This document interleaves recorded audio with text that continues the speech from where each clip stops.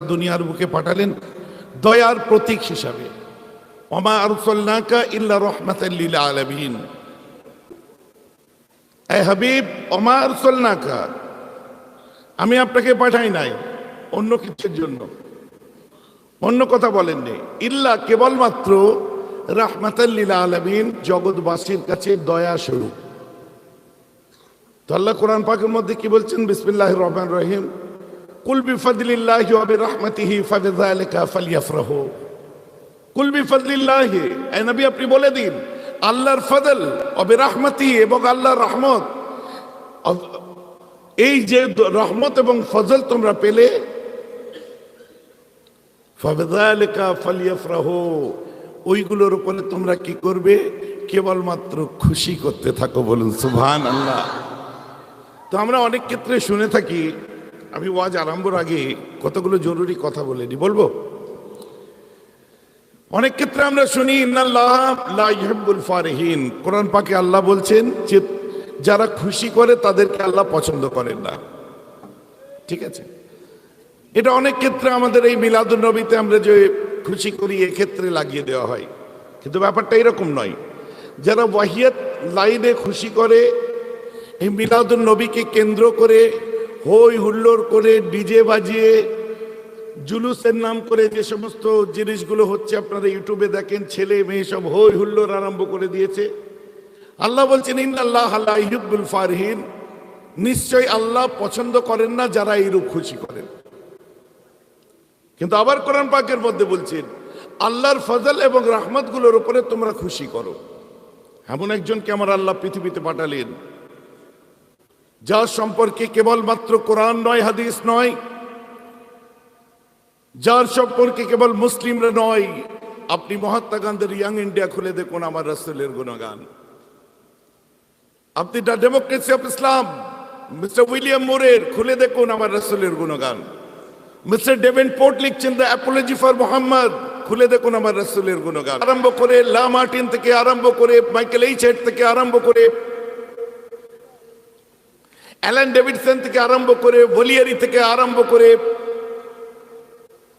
পৃথিবীর বুকে যত বড় বড় বিদ্বান ভাস্কর পণ্ডিত এসেছেন, প্রত্যেক বিদ্বান ভাস্কর পণ্ডিতরাই কিন্তু গুণগান আমার রাসূলের করেছেন। বলুন সুবহানাল্লাহ। তো আমাদের উচিত যে আমরা যেমন মিলাদুন নবী করছি, শানদার মিলাদুন নবী করছি, আমাদেরকে ঠিক মিলাদের সাথে সাথে সিরাতটাও নিজেদের জীবনে নিয়ে আসতে হবে, কারণ সিরাত ছাড়া মিলাদ নয়। মিলাদ হচ্ছে একটা ভিত, যেমন কালেমা শরীফ, এটা একটা ভিত, কিন্তু কালেমা পড়েছি বলেই মুসলমান তা নয়। কালেমা যে ভিত দেওয়া হলো, শেকড় পোতা হলো, এই গাছের গোড়ায় সার দিতে হবে, পানি দিতে হবে, সালফার দিতে হবে, সল্ট দিতে হবে, বিভিন্ন পদ্ধতি অবলম্বন করতে হবে, একদিন সেই বৃক্ষ, সেই গাছটা সুন্দর হয়ে উঠবে। তেমনি আমরা মিলাদুন নবী করছি কেন? নবীজিকে ভালোবেসে। এই মিলাদুন নবীর সাথে সাথে সিরাতকে আমাদের জীবনে রাখতে হবে। মিলাদুন নবী একটা শিকড় পুতলাম, কিন্তু আমাদের জীবনে একটু এই শিকড়ে নামাজের পানি দিতে হবে, রোজা সালফাত দিতে হবে, নবীজির সিরাত যেটা আদর্শের সেই সমস্ত সরঞ্জাম করে যদি দিই, এই বৃক্ষ তো একদিন আমরা আল্লাহ জান্নাতে দেখতে পাবো। বলুন সুবহানাল্লাহ। অতএব আবেগের জোয়ারে ভাষার নাম ইসলাম নয়, ইসলামকে বিবেক দিয়ে আপনার বিচার করতে হবে। অনেক ক্ষেত্রে আমরা অনেক কথাবার্তা শুনে থাকি, কোনো কোনো ক্ষেত্রে তাদের মন গড়া কথাও সেগুলো হতে পারে, কিন্তু আমরা লাদেনের দল নয়, আমরা মাসুদ আজহারের দল নয়, আমরা মোল্লা ওমরের দল নয়, আমরা দাউদ ইব্রাহিমের দল নয়। আমাদের নবী হচ্ছেন দিন দুনিয়ার শাহিনশাহ মুহাম্মদুর রাসূল সাল্লাল্লাহু তাআলা আলাইহি ওয়াসাল্লাম। অতএব মিস্টার ডেভেনপোর্ট লিখছেন, নিজে অ্যাপোলোজাইজ করেছিলেন নিজেকে, তিনি লিখছেন we must recognize that the spread of Islam not owned by victory of sword but spread by the magic of his personality and wonderful influence. অন্য কিছুটা 29 পারায় চলে যান, ইন্নাকা লাআলা খুলুকিন আযীম। সুবহানাল্লাহ বললেন, কথা আমার বুঝতে পারছেন? শুনুন, সুরটান আমি খুব একটা সুন্দর পারি না, আমার হুজুর এত সুন্দর করে বলছিলেন, এরকম গলা আমার নেই। তারপরেও আপনারা ভালোবাসেন কেন জানি না। তবে আমার যেটা স্টাডি, আমি যতটুকু পড়াশোনা করেছি, আমি একটু আপনাদের সাথে শেয়ার করব এবং এই মানসিকতা নিয়ে এসেছি যে কেবল আপনাদের কাছে আমি আপনাদেরকে শেখাবো বলে আমি আসিনি, বরং উভয় মত বিনিময় করে উভয় কিছু শিখব। আদ-দাল্লু আলাল খায়রি কাফাইলিহি, ভালো কথা যারা বলেন যারা শোনেন, যারা বলেন এবং যারা শোনেন উভয় কিন্তু সমান সওয়াবের অধিকারী হয়। তো আমরা এখানে ভালো কথা বলতে শুনতে বসেছি, অনেক কথা হয়তো ব্যাক স্টেজ আপনাদের কাছ থেকেও আমি শুনবো, সেগুলোও আমার অনেক শিক্ষা হবে। দুনিয়ায় শিক্ষা ছাড়া অন্য কিছু নেই। আর আমরা আলেম ওলামা হুজুরদেরকে আমি একটা কথা বলি, আমাদেরও উচিত বাড়ি থেকে বেরোই যখন আমাদের মাথায় ঢুকে যাই যে আমরা শিখাতে যাচ্ছি, না আমরা শিখাতে নয় মত বিনিময় করতে যাচ্ছি। আমি যে শিখাতে যাব আমার কোয়ালিফিকেশন কি, আমি পড়াশোনা কত দূর করেছি, এগুলো সব মাথায় রেখে আমাদেরকে এগোতে হবে। বর্তমান যুগ সন্ধিক্ষণ দেখুন, বিভিন্ন ক্ষেত্রে আমরা আবেগের জোয়ারে ভেসে বিভিন্ন উস্কানিমূলক জিনিসে পরিচিত হয়ে আমরা নিজেদেরকে হারাতে চলেছি। কিন্তু একটা, আপনি মুসলিম, আমি Muslim, we are proud of our self. আমাদের একটা এথিক্স আছে, যে এথিক্সটা হচ্ছে প্রেমের নীতি, সৌহার্দ্যতার নীতি, সম্প্রীতির নীতি। আমাদের এথিক্স হচ্ছে মানবতার নীতি, আমাদের এথিক্স হচ্ছে মূল্যবোধের নীতি, আমাদের এথিক্স হচ্ছে নৈতিকতা, আমাদের এথিক্স হচ্ছে হযরত মুহাম্মদুর রাসূল সাল্লাল্লাহু তাআলা আলাইহি ওয়াসাল্লামের 63 বছরের জীবনের সেই মূল ধারাগুলো। একটা আমাদের যে এথিক্সের মধ্যে কোনো রকম উগ্রতা, যে এথিক্সের মধ্যে কোনো রকম উস্কানিমূলক জায়গা, যে এথিক্সের মধ্যে কোনো রকম কি বলবো বিব্রতকর পরিবেশ সৃষ্টি করার এমন কোনো প্রয়াস বা প্রকাশ হয় না। তো যাই হোক, আশেপাশে যারা আছেন একটু মাহফিলে আসেন, একটু আলোচনা করি বিদায় নেব। আচ্ছা, সালমান সিদ্দিকী আমার সাথে এসছে, কমিটির ছেলেরা কই? মকবুল ভাই আছেন, সালমান ভাই আছেন, ওনাদের একটু বসেন। আমার আসতে দেরি হলো, অনেকটাই দেরি হলো, কারণ আপনারা তো জানেন আব্বাজানের যে একটা বিশাল বড় দিক ছিল, সেদিকটাও ইদানিং সামলাতে হয় মেনাজ ভাইকে, আমাকে। বিভিন্ন রুগী যে হাজির হয় ওখানে তাদের বিভিন্ন কাজকাম করতে হয়, আপনারা জানেন, সেগুলো ছেড়ে আসতে। তারপরে আমি ক্যালকুলেট করেছিলাম 8:30 9টায় আমি ঢুকে যাব, কিন্তু দুটো এমন বিচ্ছিরি জামের মধ্যে পড়লাম, পৌঁছাতে পারলাম না। আমি ক্ষমা প্রার্থী, আপনাদের কাছে মাপ চাই যে আপনাদের মূল্যবান সময় আপনারা অপেক্ষা করছেন আমার জন্য। এটা আমার একদিকে যেমন আনন্দ হচ্ছে, অপরদিকে আমি ক্ষমা প্রার্থী আপনাদের কাছে। অতএব আপনারা আশপাশে যারা আছেন মাহফিলে চলে আসুন। আউযু বিল্লাহি মিনাশ শাইতানির রাজীম।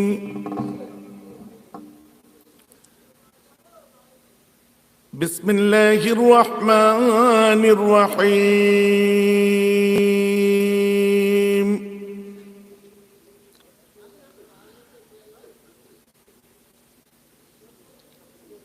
আলহামদুলিল্লাহি কাফা ওয়া সালামুন আলা ইবাদিহিল্লাযীনা ইসতাফা।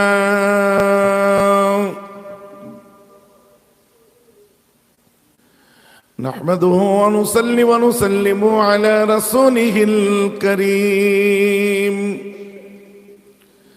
أما بعد فأعوذ بالله من الشيطان الرجيم. بسم الله الرحمن الرحيم.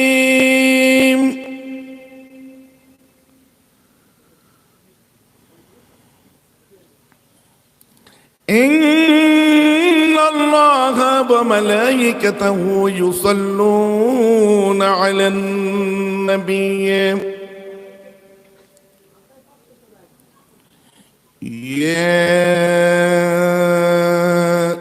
أيها الذين آمنوا صلوا عليه وسلموا تسليما. اللهم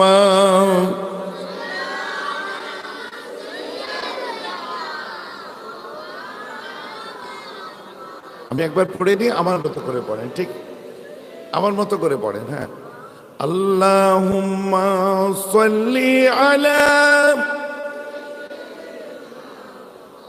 একবার বুঝিয়ে দিই। আল্লাহুম্মা সাল্লি আইনের উপর কোন রকম খাড়ালাই বা মামদুদা মত কিচ্ছু নেই। লামের উপরে আছে। সল্লি আ ছোট্ট করে, লা একটু টান। হ্যাঁ, আল্লাহুম্মা সল্লি আলা সাইয়্যিদিনা মাওলানা মুহাম্মদ ওয়া আলা আলি।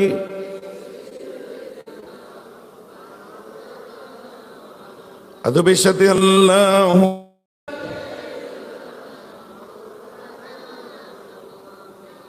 ওয়া আলা আলি।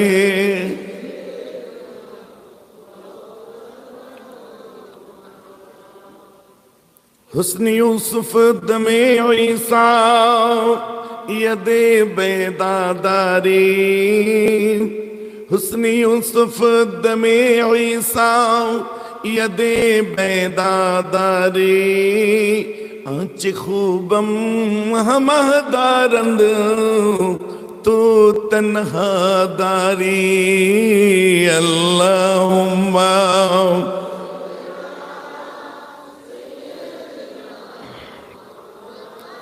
সবাই মিলে পড়েন।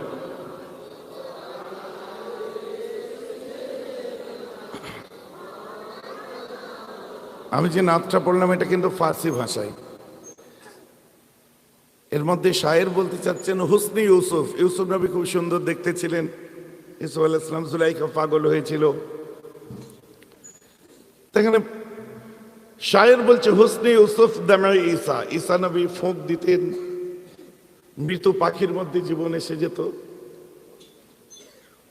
আমার নবী কি ফোঁক দিয়ে কিছু করেছেন? আমার নবী কি দেখতে সুন্দর ছিলেন না? আল্লাহ রসুলকে একসময় জিজ্ঞাসা করা হলো, সাদ বিন মাস জিজ্ঞাসা করলেন, ইউসুফ আলাইহিস সালাম এত সুন্দর দেখতে, হুজুর আপনি কেমন দেখতে? আমার নবী বলছেন ওই সময়, আনা মালিহুন ওয়া আখি ইউসুফ বাইদা, আমার ভাই ইউসুফ দেখতে খুব সুন্দর ফর্সা ছিল, কিন্তু আমার চেহারাটা আল্লাহ মালিহুন লাবণ্যময় করেছে। তখন নবীজিও লাবণ্যময় ছিলেন, খুব সুন্দর দেখতে ছিলেন। দমে ও ঈসা, ঈসা নবী ফুঁক দিয়েছেন, তা আমার নবীজিকে ফুঁকও দিতে হয়নি। নবীকে দেখলে আবু জেহেলের একটু চুলকানি বাড়তো, বুঝতে পেরেছি, চুলকানি বুঝতে পেরেছেন, এই চিংড়ি। নবীজি হেঁটে আসছেন, হুট করে পাথর তুলে নিয়ে পিছনে লুকিয়ে নিলেন। মুহাম্মদ ভাতিজা সাল্লাল্লাহু আলাইহি ওয়াসাল্লাম, তুমি নবী হয়েছো? বলছে হ্যাঁ, কেন, কোনো প্রবলেম? তুমি যদি নবী হয়ে থাকো আমার হাতের মুঠোর মধ্যে কি আছে বলো তো? আর আমার নবী যখন উত্তর দিতেন খুব পোলাইটলি, সুন্দর ভাষায় মিষ্টি করে হেসে বলতেন, আমি কেন বলবো চাচা, আপনার হাতের মধ্যে কি আছে সেই বলে দেবে আমি কি। সঙ্গে সঙ্গে হাতের ভেতর থেকে কালমা শাহাদাতের আওয়াজ আসছে। বুঝতে পারছেন তো নাকি? আর এই সব সময় আমার রাসূলের পিছন কোনোদিন ছাড়তো না। নবীজি আমার ঘরে বসে আছেন, আমি লম্বা লম্বা ঘটনা বলবো না, বোঝাবার জন্য বলছি। নবীজি ঘরে বসে আছেন, হুট করে আবু জেহেল এসে বলছে, বড় আলেম ছিলেন আবু জেহেল, কিন্তু জাহেল মানুষ নাই, নাম হচ্ছে আবু জেহেল, জাহেলের আব্বা। আসলে জ্ঞানী ছিলেন। কেন জাহেলের আব্বা? সত্য সব দেখার পরেও অস্বীকার করেছে, তাই জন্য। মুআল্লিমুল মালাকুত কে? আজাজিল, তাম ফেরেশতাদের মুআল্লিম, মানে হুজুর, উস্তাদ। কেন? ইবলিস শয়তান সব জেনে বুঝে আবা ওয়াস্তাগফারা ফাইন কানা মিনাল কাফিরিন, সে অস্বীকার করেছে, সব জেনে বুঝে সব দেখছে। আবু জেহেল আল্লাহ রাসূলকে এসে বলছে, মুহাম্মদ আর উপায় নেই সাল্লাল্লাহু আলাইহি ওয়াসাল্লাম। কেন চাচি? আমি তোমার আল্লাহকে মেনে নিলাম। আপনি মেনে নিলেন? হ্যাঁ মেনে নিলাম। তো কলমা পড়ুন, কলমা শাহাদাত পড়ুন। আচ্ছা পড়াও, পড়ুন। আশহাদু আল্লা ইলাহা ইল্লাল্লাহু ওয়াহদাহু লা শারীকা লাহু ওয়া আশহাদু আন্না মুহাম্মাদান আবদুহু ওয়া রাসূলুহু। পড়ুন। ঠিক আছে, আমি নাই সাক্ষী দিলাম আশহাদু আল্লা ইলাহা ইল্লাল্লাহ, আল্লাহ ছাড়া কোনো মাবুদ নেই। কিন্তু ঠিকই আছে, আল্লাহ কোথায়? দেখতে তো পাচ্ছি না, দেখাও না একটু আমাকে। মুসা কালিমুল্লাহ আল্লাহকে দেখতে পাইনি, আপনি দেখে নেবেন। বলছেন না, কোথায় আছে একটু দেখাও, দেখলে আরো ভালো লাগবে, আর দেখালেই আমি কলমা পড়ে নেবো, লা ইলাহা ইল্লাল্লাহ পড়ে নেবো আমি। না, অত সোজা না, আমার আল্লাহকে দেখা অত সোজা না। মুসা নবী আল্লাহকে দেখতে পাইনি। তুর পাহাড়ে যে 40টা দিন চিল্লা করেছিলেন, रब्बी अरेनी, ए रब तो हिजाब हटा, पर्दा हटा, अंजुर इलैक, मैं मूसा तुझे देखना चाहते हैं, हमें देखते चाहिए আপনাকে। अल्लाह की बोलें लन तरानी मूसा, तुम मुझे हरगिज नहीं देख सकते, हरगिज नहीं देख सकते, কখনোই আমাকে দেখতে পাবে না। কেন পরবর্তীকার? আমার আল্লাহ বললেন सुन मूसा, न तेरे आंख देखे न चश्मे अंबिया देखे, শুনছেন? न तेरे आंख देखे न चश्मे अंबिया देखे, मुझे देखे तो ए मूसा सिर्फ निगाहे मोहम्मद मुस्तफा देखे। তোমার চোখে ক্ষমতা নেই, দুনিয়ার কোন আম্বিয়া দেখতে পাবে না, আমাকে একমাত্র আমার মুস্তাফার দুটো চোখ দেখবে। এই মুস্তাফা কে? বলছে আমার বন্ধু, আমার দোস্ত, আমার রাসূল। বলছে তার কাছে কিতাব আসবে? বলছে হ্যাঁ। ইয়া আল্লাহ, আমি তো মুসা, আমার কাছে তাওরাত এসেছে, কিতাব এসেছে। যাদের কাছে কিতাব আসে তাদেরকে রাসূল বলা হয়, মেসেঞ্জার বলা হয়। তো আমার কাছেও কিতাব এসছে, সে দেখতে পাবে রাসূল, আমি দেখতে পাবো না কেন? যে বেশি তর্ক করবে না। আল্লাহ তাজাল্লা দিলেন, তুর পাহাড়ের একটা কোন ধ্বংস হয়ে গেল, মুসা নবী বেহুশ হয়ে গেল। অনেকক্ষণ পরে রহমতের পানি মুখে পড়লো। আস্তে আস্তে থেকে বলছে ইয়া আল্লাহ, अब तो तेरा शौक़े दीदार रहे नहीं, तेरा दीदार मिले या ना मिले कोई बात नहीं, कम से कम मोहम्मद का दीदार दे। সুবহানাল্লাহ বলে। বলছে আল্লাহ, আর আমায় তোমার দেখার শখ নেই, তোমায় দেখতে পাই আর না পাই, কমসে কম তোমার হাবিবের সঙ্গে দেখা করিয়ে দিও। চলো আমি একবার দেখা করিয়ে দেবো। যে একবার না আল্লাহ বারবার দেখতে চাই। মুসা নবীর খোদা দেখা হলো না। অপর দিকে দেখছেন কথাই কেমন কথা বাড়ছে। আমি বলতে গেলাম কাছে এলো যখন বলিনি। হ্যাঁ, মুসা নবীর খোদা দেখা হলো না। অপর দিকে আমার রাসূল, অপর দিকে দেখা যাচ্ছে রাতের পর রাত জেগে জেগে ইবাদত করছে, নামাজ पे नमाज, कयाम पे कयाम, रकू पे रकू, सुजूद पे सुजूद। इतने सारे नमाजें पढ़ते थे मेरे रसूल के कदम पे बरहम पड़ जाते थे, पाए फूसा पड़े যেত, এত বেশি নামাজ পড়তেন। জিবরাইল এসে বলছেন ইল্লা কলিলা, থোড়া বস ভি তো করো, একটু কম কম ইবাদত করুন, এত বেশি নামাজ পড়লে আল্লাহ কষ্ট পাচ্ছে, আপনার কষ্ট হচ্ছে। বুঝাই জিবরাইল, আমি মোহাম্মদ কেন রাত জাগি তুমি জানো? বলছে না হুজুর, আমি জানি আল্লাহ আমার আগে পিছে तमाम গুনাহকে মাফ করেছেন, আমাকে বেগুনাহ করেছে, আমাকে মাসুম করেছেন, আল্লাহ আমার কোনো গুনাহ রাখেননি। তথাপি আমি বিশ্ব নবী মোহাম্মদ কেন রাত জেগে নামাজ পড়ি শুনে রেখে দাও। আমি নবী মোহাম্মদ, আমার বিশ্বাস আমার এই রাত জেগে কষ্ট করা ইবাদতের পরিবর্তে আল্লাহ তাআলা আমার গুনাহগার উম্মতগুলোকে নাজাত দিয়ে দেবে। নবী রাত জাগছেন কাদের জন্য?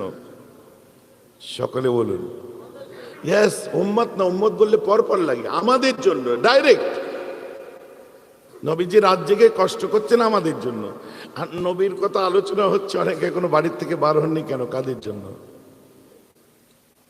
কুটুম এসছে, আত্মীয় স্বজন এসছে, আমাদের উচিত কি কমসে কম একটু হাজিরি দিই। আর আমার আল্লাহ বলছেন যাদের গুনাহ মাফ করার আমি ইচ্ছা প্রকাশ করি, তাদের টানতে টানতে আমার হাবিবের জিকিরের মাহফিলে বসিয়ে দিই। তবে বাড়িতে যারা আছেন তারাও বেনিফিট পাচ্ছেন। কেন? বলছে রাসূল, আপনার এবং খোদা জিকিরের মাহফিলের হাতার মধ্যে যারা থাকবে, যারা একটু আশপাশে ঘোরাঘুরি করবে, মাহফিলে করে দেবো। তাহলে আর আসার দরকার নেই, যেখানে আছে সেখানে থাকুন। আসলে যাতে উকিল টাইপের আমরা, জানেন, ফতোয়া যেমন চাই তেমন পাই। যে হুজুর সব ঘুমাচ্ছে, একটু উঠে পড়তে বলুন তো। আমি বললাম যে ভাই সারা জীবন বাপ ঘুমিয়েছে, দাদু ঘুমিয়েছে, তার আব্বা ঘুমিয়েছে, এমন ঘুম ঘুমাবে আর উঠতে হবে না, আজকে জেগে বসে থাকুন। তখন বলছে হুজুর এখানে বসে একটু শান্তি লাগছে, প্রশান্তি লাগছে, একটু ঘুমাবো না? আচ্ছা নিশ্চয়, জান্নাতে কাজ হচ্ছে খাও দাও আর ঘুমাও, এটা জান্নাতের বাগান, অবশ্যই তুমি ঘুমাও। কথা বুঝতে পারছেন না? সত্যি তো, এখানে অশান্ত মন শান্ত হচ্ছে, একটা স্নিগ্ধতা। কত মানুষের দেনা আছে, ধার আছে, কত মানুষের পারিবারিক অশান্তি আছে, কত মানুষের কত জ্বালায় জ্বলছে। এখানে সিপিএম বসেছে, কংগ্রেস বসেছে, আইএসএফ বসেছে, তৃণমূল বসেছে, সব বসেছে। এখানে কোনো দ্বন্দ্ব নেই। কেন? লিডারগুলো ভাববে, ওরে বাপরে, ওখানে যে বসে পড়লো কেন এরা? কালকে জিজ্ঞাসা করবে তুমি ওদের সাথে বসলে কেন? ও দাদা ছাড়ুন, ওটা আমাদের অন্য ব্যাপার ছিল। কি কথা ঠিক বলছি না ভুল বলছি? ওটা আমাদের অন্য ব্যাপার। আবার এক লিডার জিজ্ঞেস করে তুমি ওদের সাথে বসলে কেন? দাদা ওটা আমাদের আলাদা ব্যাপার। কংগ্রেসের লিডার জিজ্ঞেস করে তুমি ওদের সাথে বসলে কেন? দাদা ওটা আলাদা ব্যাপার। আইএসএফ এর লিডার জিজ্ঞেস করে তুমি ওদের সাথে বসলে কেন? দাদা ওটা আলাদা ব্যাপার। কথা বুঝতে পারছি না? টিএমসি লিডার বলবে ওদের সাথে বসলে কেন? দাদা ওটা আলাদা ব্যাপার। তার মানে সব ব্যাপারের পরেও একটা আলাদা ব্যাপার আছে, যে ব্যাপারটা, যে ব্যাপার মানে যে ম্যাটারটা করে একমাত্র কলবের সঙ্গে রাসূলুল্লাহর, বলুন না সুবহানাল্লাহ। তাই বলছে প্রতিটি মানুষের কলবের থেকে। আওলা কথার অর্থ এখানে নেওয়া হয়েছে ভিতরে, উপরে বা কাছে। আল্লাহ রাসূল প্রত্যেকটি মানুষের অন্তর বা কলবের থেকেও কাছে, ভিতরে বা কলবের উপরে আছেন। কথাটা বুঝতে পারছেন? আমরা নবীজিকে তাই সালাম যখন দিই একটু দাঁড়িয়ে দিই। কেন? আমরা ইমকানে হুজুরের উপর বিশ্বাস করি, হাজের নাজেরে বিশ্বাস করি না। হাজের নাজের একমাত্র কে? আমার আল্লাহ। এবার আমার আল্লাহ ইচ্ছা করলে তার রুহানি ভাবে তাকে হাজির করতে পারেন, সেটা ঐচ্ছিক আল্লাহর ব্যাপার। কিন্তু আমরা যদি এ বিশ্বাস করি নবীজি আল্লাহর মতো হাজির নাজির, আমাদের ঈমান চলে যাবে। কথাটা বুঝতে পারছেন না? শিরক হয়ে যাবে। ইমকানে হুজুরি, সম্ভাবনা, আল্লাহ পারলে কি না পারে ওটার উপর আমরা বিশ্বাস করি। আমরা নবীজির উপর দাঁড়িয়ে সালাম পড়ি, ইয়া নবী সালাম আলাইকা বলে থাকি। সেক্ষেত্রে আমাদেরকে কাছে প্রশ্ন করে আহলে হাদিসের ছেলেরা, তাবলীগী জামাতের ছেলেরা প্রশ্ন করে, আপনারা ইয়া কেন বলছেন? উনি কি সামনে আছেন? আল্লাহকে ইয়া বলুন, আল্লাহ কাছে আছেন। তো ইয়া হরফে নিদা, আপনি যে ডাকছেন, মুনাদা কি আপনার কাছে আছে? কথাটা বুঝিয়ে নেবেন।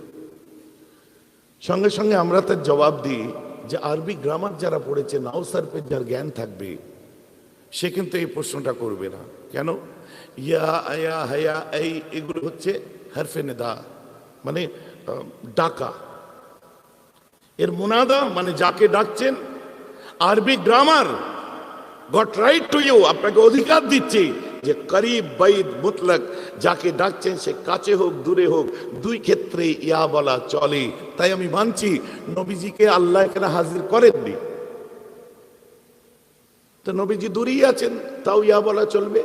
আল্লাহ হাজির করেছেন, আল্লাহর ইচ্ছা, হাজির নাজির নয়। আবার ক্লিয়ার করি, আল্লাহ ইচ্ছা করেছেন, আল্লাহর ইচ্ছা, কাছে আছেন তাই ইয়া বলি। আল্লাহ ইচ্ছা করেননি, হাজির নেই, দূরে আছেন তাই ইয়া বলি। তোমায় গ্রামার দুটোই রাইট দিয়েছে, তাই আমরা ইয়া নবী সালাম আলাইকা পড়ি। এবং যখন পড়ি একটু দাঁড়িয়ে পড়ি। কিসের জন্য দাঁড়াই? সবাই বলেন। রাইট, সম্মানে। সম্মানে দাঁড়াতে হয়, এই শিক্ষা আমাদের কে দিয়েছেন? আমার রাসূল দিয়েছেন। আমার রাসূল দিয়েছেন মানে ওমা ইয়ানতিকু আনিল হাওয়া ইন হুয়া ইল্লা ওয়াহয়ুন ইউহা। আমার আল্লাহ তো নিজের ইচ্ছায় কথা বলেন, আমার রাসূল তো নিজের ইচ্ছায় বলেন না, আল্লাহ বলেন তাই বলেন। তার অনেক প্রমাণ পাওয়া গেছে। যেমন কোনো এক রাত্রে আম্মা জান আয়েশার দিনে আল্লাহ রাসূল হঠাৎ আম্মা জান আয়েশা ঘুম থেকে উঠলেন, উঠে দেখলেন নবীজি পাশে শুয়ে নেই। আম্মা জান আয়েশার ভয় লেগে গেল, কোথায় গেলেন রে বাবা আল্লাহ রাসূল? তিনি উঠলেন, অন্যান্য আজওয়াজে তাহেরাদের ঘরে গেলেন, পবিত্র অন্য স্ত্রীদের ঘরে গেলেন, আল্লাহ রাসূল সেখানেও নেই। তারপরে আম্মা জান আয়েশা দেখলেন কি ফায়জা হিয়াল বাকি, আল্লাহ রাসূল জান্নাতুল বাকিতে দাঁড়িয়ে আছেন।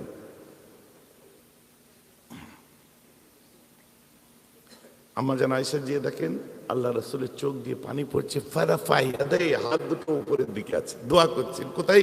কবরস্থানে জিয়ারত করে দোয়া করছেন এবং কাঁদছেন। ঠিক আছে? আম্মা জান আয়েশা বলছে আমিও আল্লাহ রাসূলের সাথে যে শরীক হলাম। যখন আল্লাহ রাসূল ফারিগ হলেন, নবীজি আমার দিকে তাকালেন, আমার মুখটা একটু ভীত অবস্থা দেখে আল্লাহ রাসূল বলছেন, এ আয়েশা আকুনতে তাকাফিনা ইয়াহিফাল্লাহ আইয়াহিফাল্লাহু লাকা ওয়া রাসূলুহু।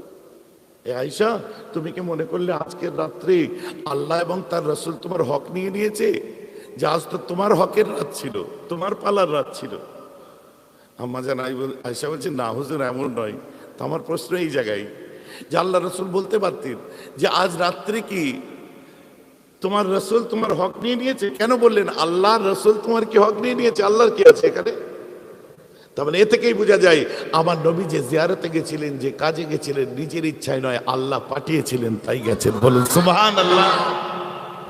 অনেক কিছু কিন্তু আপনাদের ক্লিয়ার হবে, আমি কথায় কথায় বলে দেবো। আমরাও একটু, ওই রাতটা কোন রাত ছিল? ওই রাত ছিল লাইলাতে নিসফুম মিনাশ শাবান। ওটা শবে বেরাতে, লাইলাতে মানে রাত, নিসফুন মানে অর্ধ মিনাশ শাবান, শাবান মাসের রাত। শাবান মাসের অর্ধ মানে 14 তারিখ রাত, মানে শবে বেরাতের রাত্রে আমার নবী জিয়ারত করতে বেরিয়েছিলেন। জোরে বলুন না সুবহানাল্লাহ। ওয়াজ আমার বোঝা যাচ্ছে? আমরাও একটু বার হই। অনেক ক্ষেত্রে আমাদের ফতোয়া এসে যাই, তো এখন তো শবে বেরাত নয়, নবী দিবসে শবে বেরাতের ওয়াজ করবো কেন? শবে বেরাতের সময় শবে বেরাতের ফাজিলাত বলবো, বুঝতে পেরেছেন? নবী দিবসে একটু নবীজির সিরাত বলবো, নবীজির একটু বিলাদাত আলোচনা করব। মহরমের সময় একটু ইমাম হোসাইন বলবো, কথা বুঝতে পারছেন? কুরবানির সময় একটু কুরবানি বলবো। দেখুন, এক জায়গায় আর একটা বলা নাজায়েজ হারাম নয়, কিন্তু এনভায়রনমেন্ট, সার্কামস্টেন্সেস, যুগ কাল পাত্র, মুক্তেজায়ে হাল যেটাকে বলা হয়, যখন যে সময় চলে সেটা বললে মানুষের একটু ভিতরটা আরো সুন্দর লাগে। আসুন ফিরে যাই সেখানে। তো আমরা নবীজিকে যখন সালাম দিই, আজকেও দেবো, দাঁড়িয়ে পড়ি কেন? এই জন্যেই আপনার হাতে আমি এক গ্লাস পানি দেবো, দিয়ে বলবো ভাইজান পানিটা খেয়ে দিন। আপনি দাঁড়িয়ে খাবেন না বসে খাবেন? সবাই মিলে বসে খাওয়াটা কি সুন্নাত, কিন্তু আমি পানি দেবো বলেছি। বিসলেরি দিলে বসে খাবেন, কিনলে দিলে বসে খাবেন, হিমালয়া দিলে বসে খাবেন, আপনার কলের পানি দিলে বসে খাবেন, আপনার কুয়ার পানি দিলে বসে খাবেন, নদীর পানি দিলে বসে খাবেন, কিন্তু জমজমের পানি দিলে কেন? তার তো কালার আলাদা নয়, তার তো জিন্স আলাদা নয়, এটা ওয়েলের পানি, ওটা ওয়েলের পানি, কিন্তু একটা বসে খাবেন, একটা দাঁড়িয়ে কেন খাবেন? সেক্ষেত্রে ব্যাপার হচ্ছে, আল্লাহ রসুলের কাছে যখন জমজমের পানি দেওয়া হলো, আমার রসুল সঙ্গে সঙ্গে পানিটা নিয়ে উঠে দাঁড়ালেন, আদবের সাথে দাঁড়িয়ে 3 ঢোকে কেবলার দিকে মুখ করে পান করেছিলেন। কেন?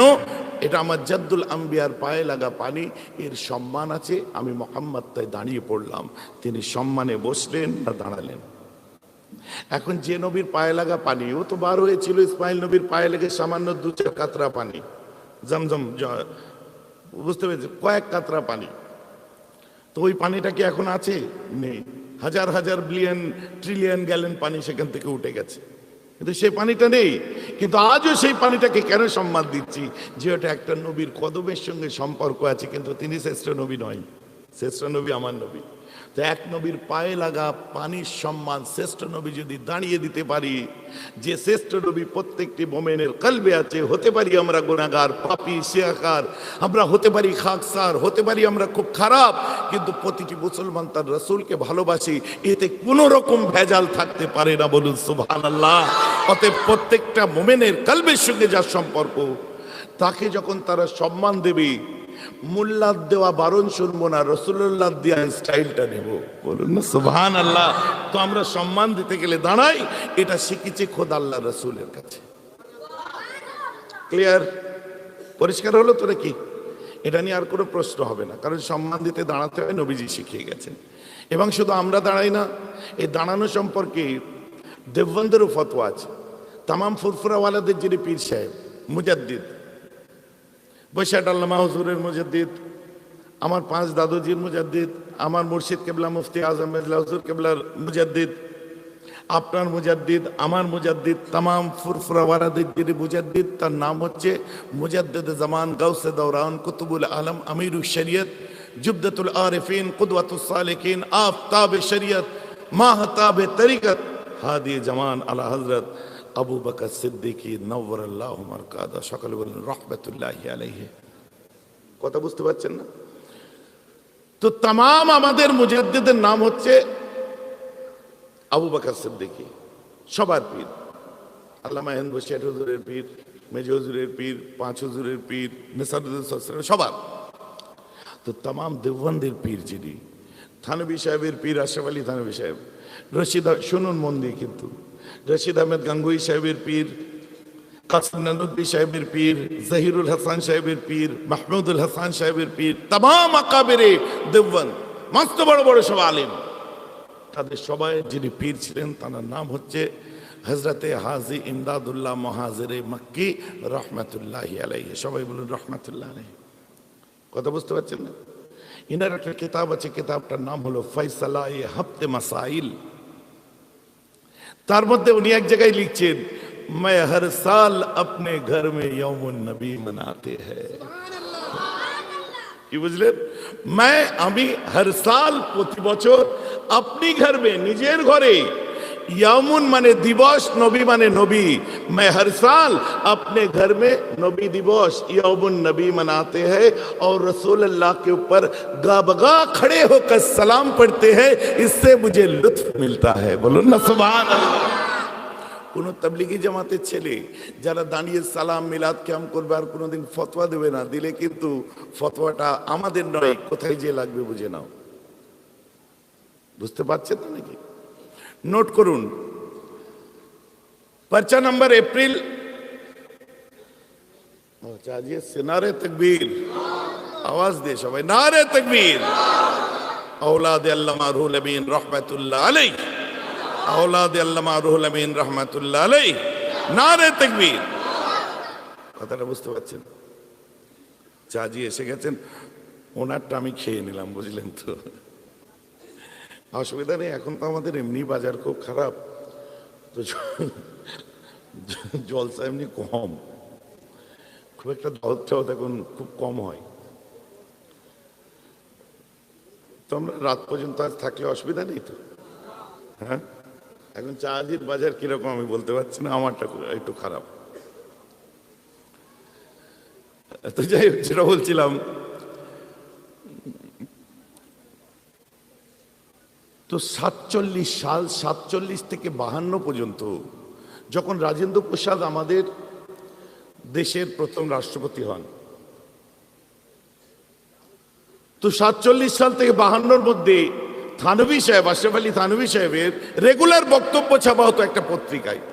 আমার কাছে ফুরফুরা শরীফে যাবেন, দেখতে পাবেন আমি উত্তরপ্রদেশের বুচি থেকে এগুলো কালেকশন করেছিলাম।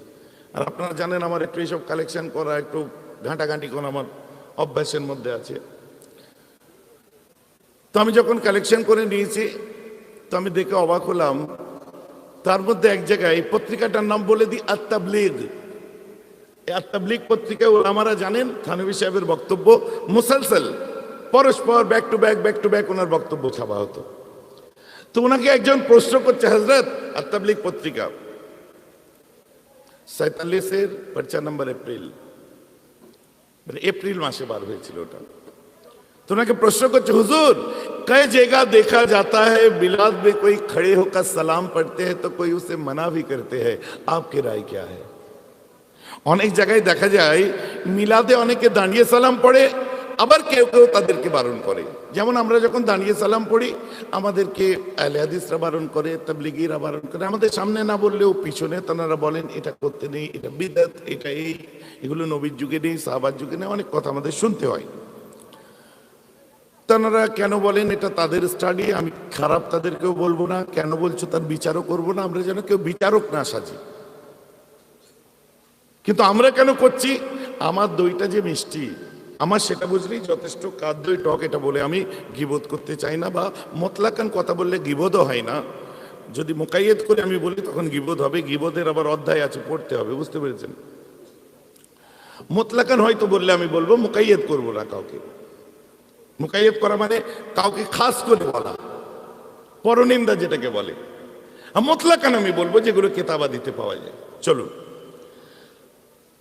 তো বলছে অনেক জায়গায় মিলাদে দাঁড়িয়ে সালাম পড়ে অনেকে বারণ করে, আপনার রায় কি, আপনার মত কি? ঠিক এই কথাটা লিখেছেন, শুনো मैं देवबंदी अशरफ अली कह रहा हूं।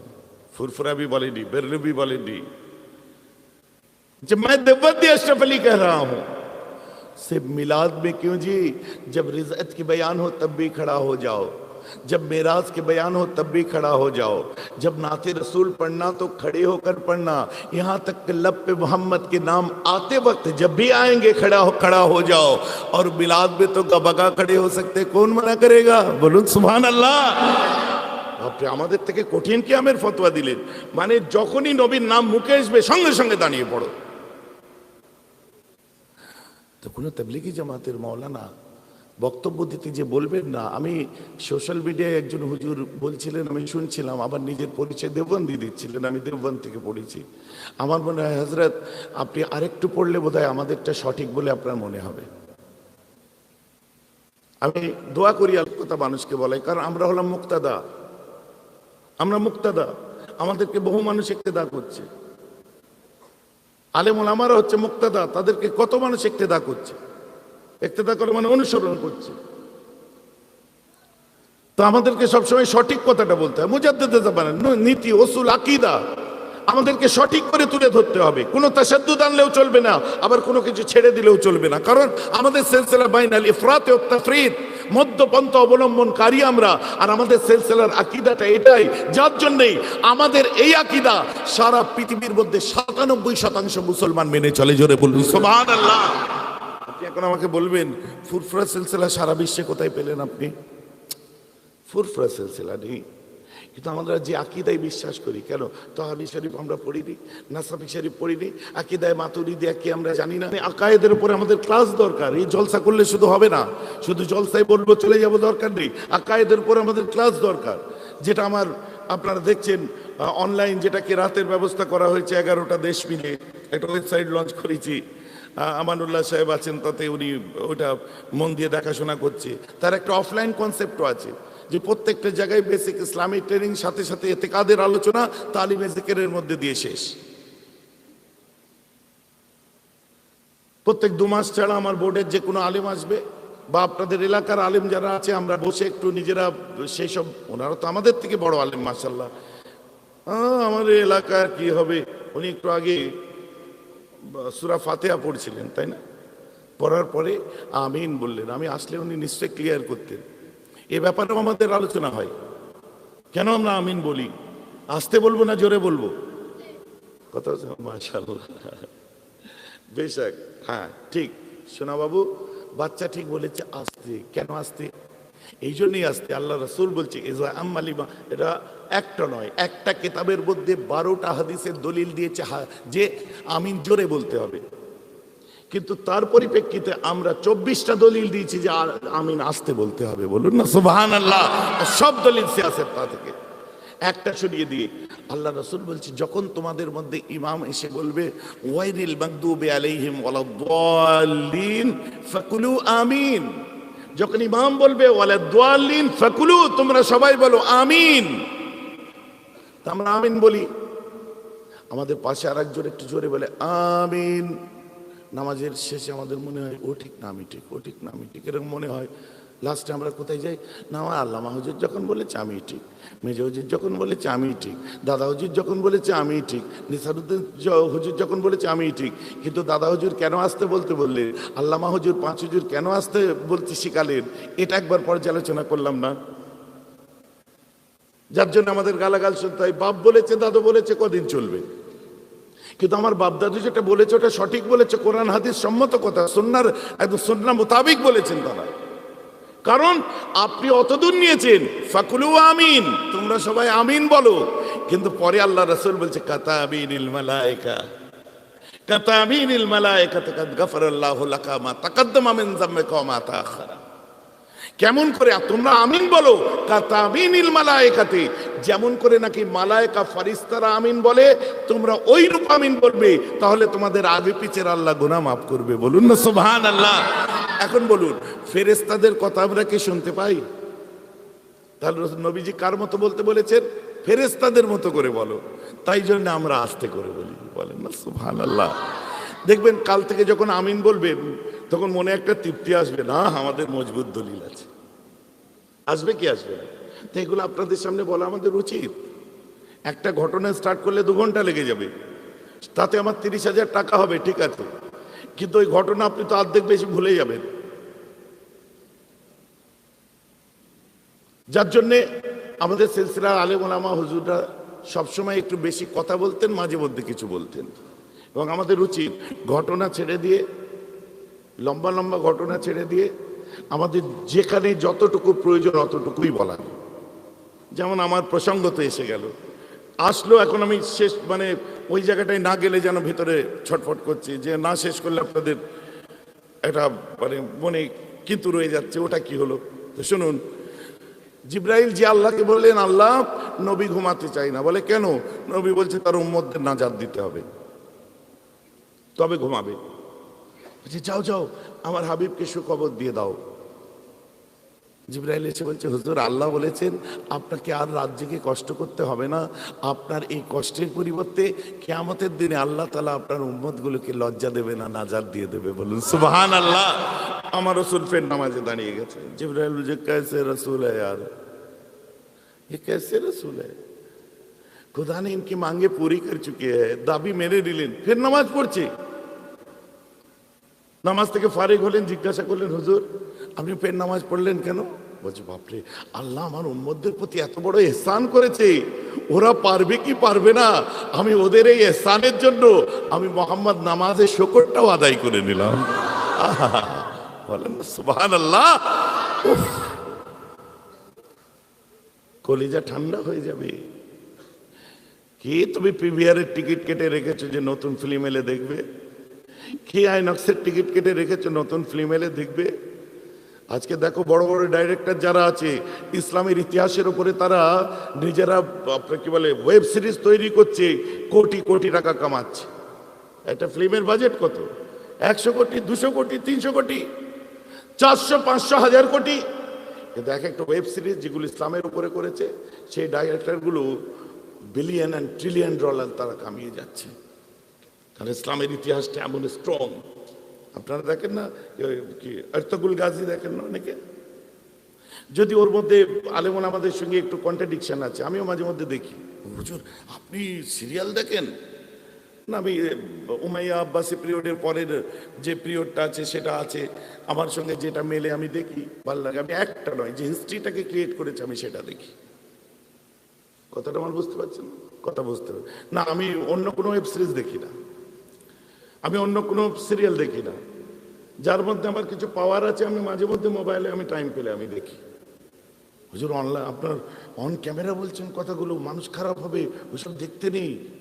শুনুন, এই জায়গাটাকে পরিবর্তন করুন তো, এই জায়গা পরিবর্তন করুন।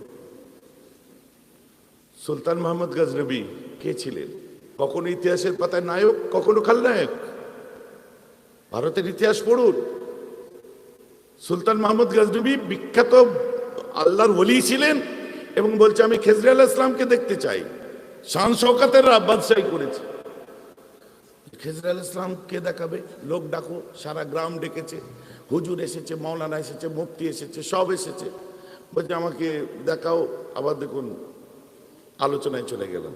ঘটনা আমার ঠিক কি বলবো, মন পোষায় না, কিন্তু শুনলে জান ঠান্ডা হয়।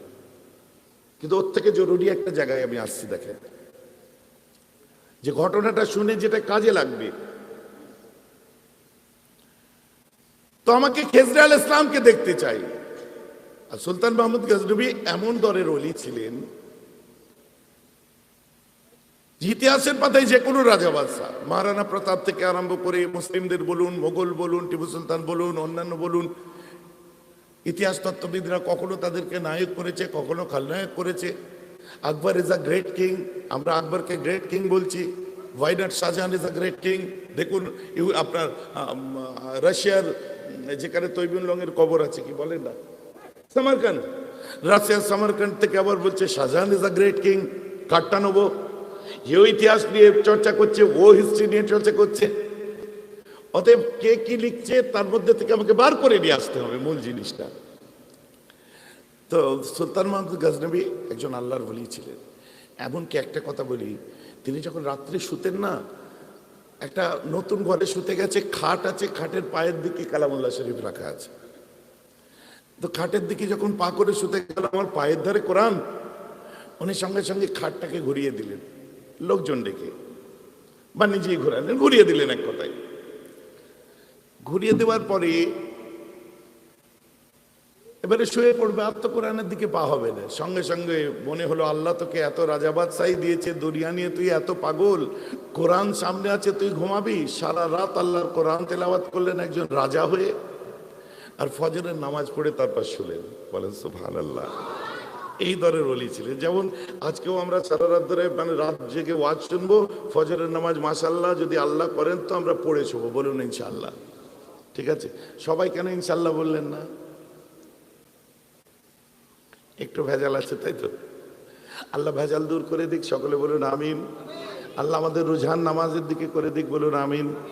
আল্লাহ আমাকে আপনাকে উভয়কে তার আপনার পাবন্দ করে দিক, বলুন আমিন। ঠিক আছে, হ্যাঁ আমাদের বুঝতে হবে ব্যাপারটা। তো একজন মুফতিকে জিজ্ঞেস করলো, আপনি খেজর আলাইহিস সালাম দেখাতে পারবেন? বলছেন না। এটা আল্লাহ, একজন আল্লাহওয়ালাকে বললো আপনি পারবেন? না। একজন আলিমকে বললো পারবেন? না। একজন আপনার ফাকিহকে বললো পারবেন? না। একজন মুহাদ্দিসকে বললো পারবেন? না। সবাই বললো না না না না না, everybody said no, that is impossible. And never to show him for you, Khizr alayhis salam. Because a poor person said, I got that and I will show you Khizr alayhis salam in front of you. পারবো না। কিন্তু একটা ভিখারি গরিব ছেঁড়া লুঙ্গি ছেঁড়া কাপড় পরে আছে, বলছে হ্যাঁ আমি পারবো। ভিখারি কি করবে? দেখাও। বলছে 6 মাস আমাকে চিল্লা কাটতে হবে, নদীর ধারে যে আমাকে 6 মাস ধরে থাকতে হবে, সেখানে যে ইবাদত করতে হবে, আর ততদিন আমার বাড়িতে বউ বাচ্চা মা সব আছে, ওদের খাওয়া দাওয়া আপনাকে পৌঁছাতে হবে, রাজকীয় খানা চাই। বলছে ঠিক আছে চলো। 6 মাস হয়ে গেল, পরে আসলো, দেখাও। বলছে আরো 6 মাস লাগবে। আবার 6 মাস হলো, রাজকীয় খানা পৌঁছালো, এবার দেখাও। বলছে আমি মাফ করে দেন, আল্লাহর কিরে আমি মিথ্যে কথা বলেছি। মিথ্যে কথা বলেছ, তোমার শাস্তি হওয়া দরকার। বলছে হুজুর এই ওসিলায় আমি গরিব, আপনার বাড়ি থেকে ঢিল ছোড়া দূরত্বে আমার বাড়ি, আমার খাওয়া হয় না, পড়া হয় না। তো আমি দেখলাম এই বাহানাটা কাজে লাগায়। আপনি কুয়াকে দেখাতে বলেছেন, আমার তাই মনে নেই। আমার চিন্তা এসছে আমার বউ বাচ্চা আমার মাটা কি খাবে। হ্যাঁ বলছে হ্যাঁ। তো এই ওসিলায় 1 বছর খেয়ে আমার বউ বাচ্চা মা তরু তাজা হয়ে গেছে, রাজকীয় খানা খেয়ে। যা শাস্তি দেবেন না, আমার কিছু বলার নেই।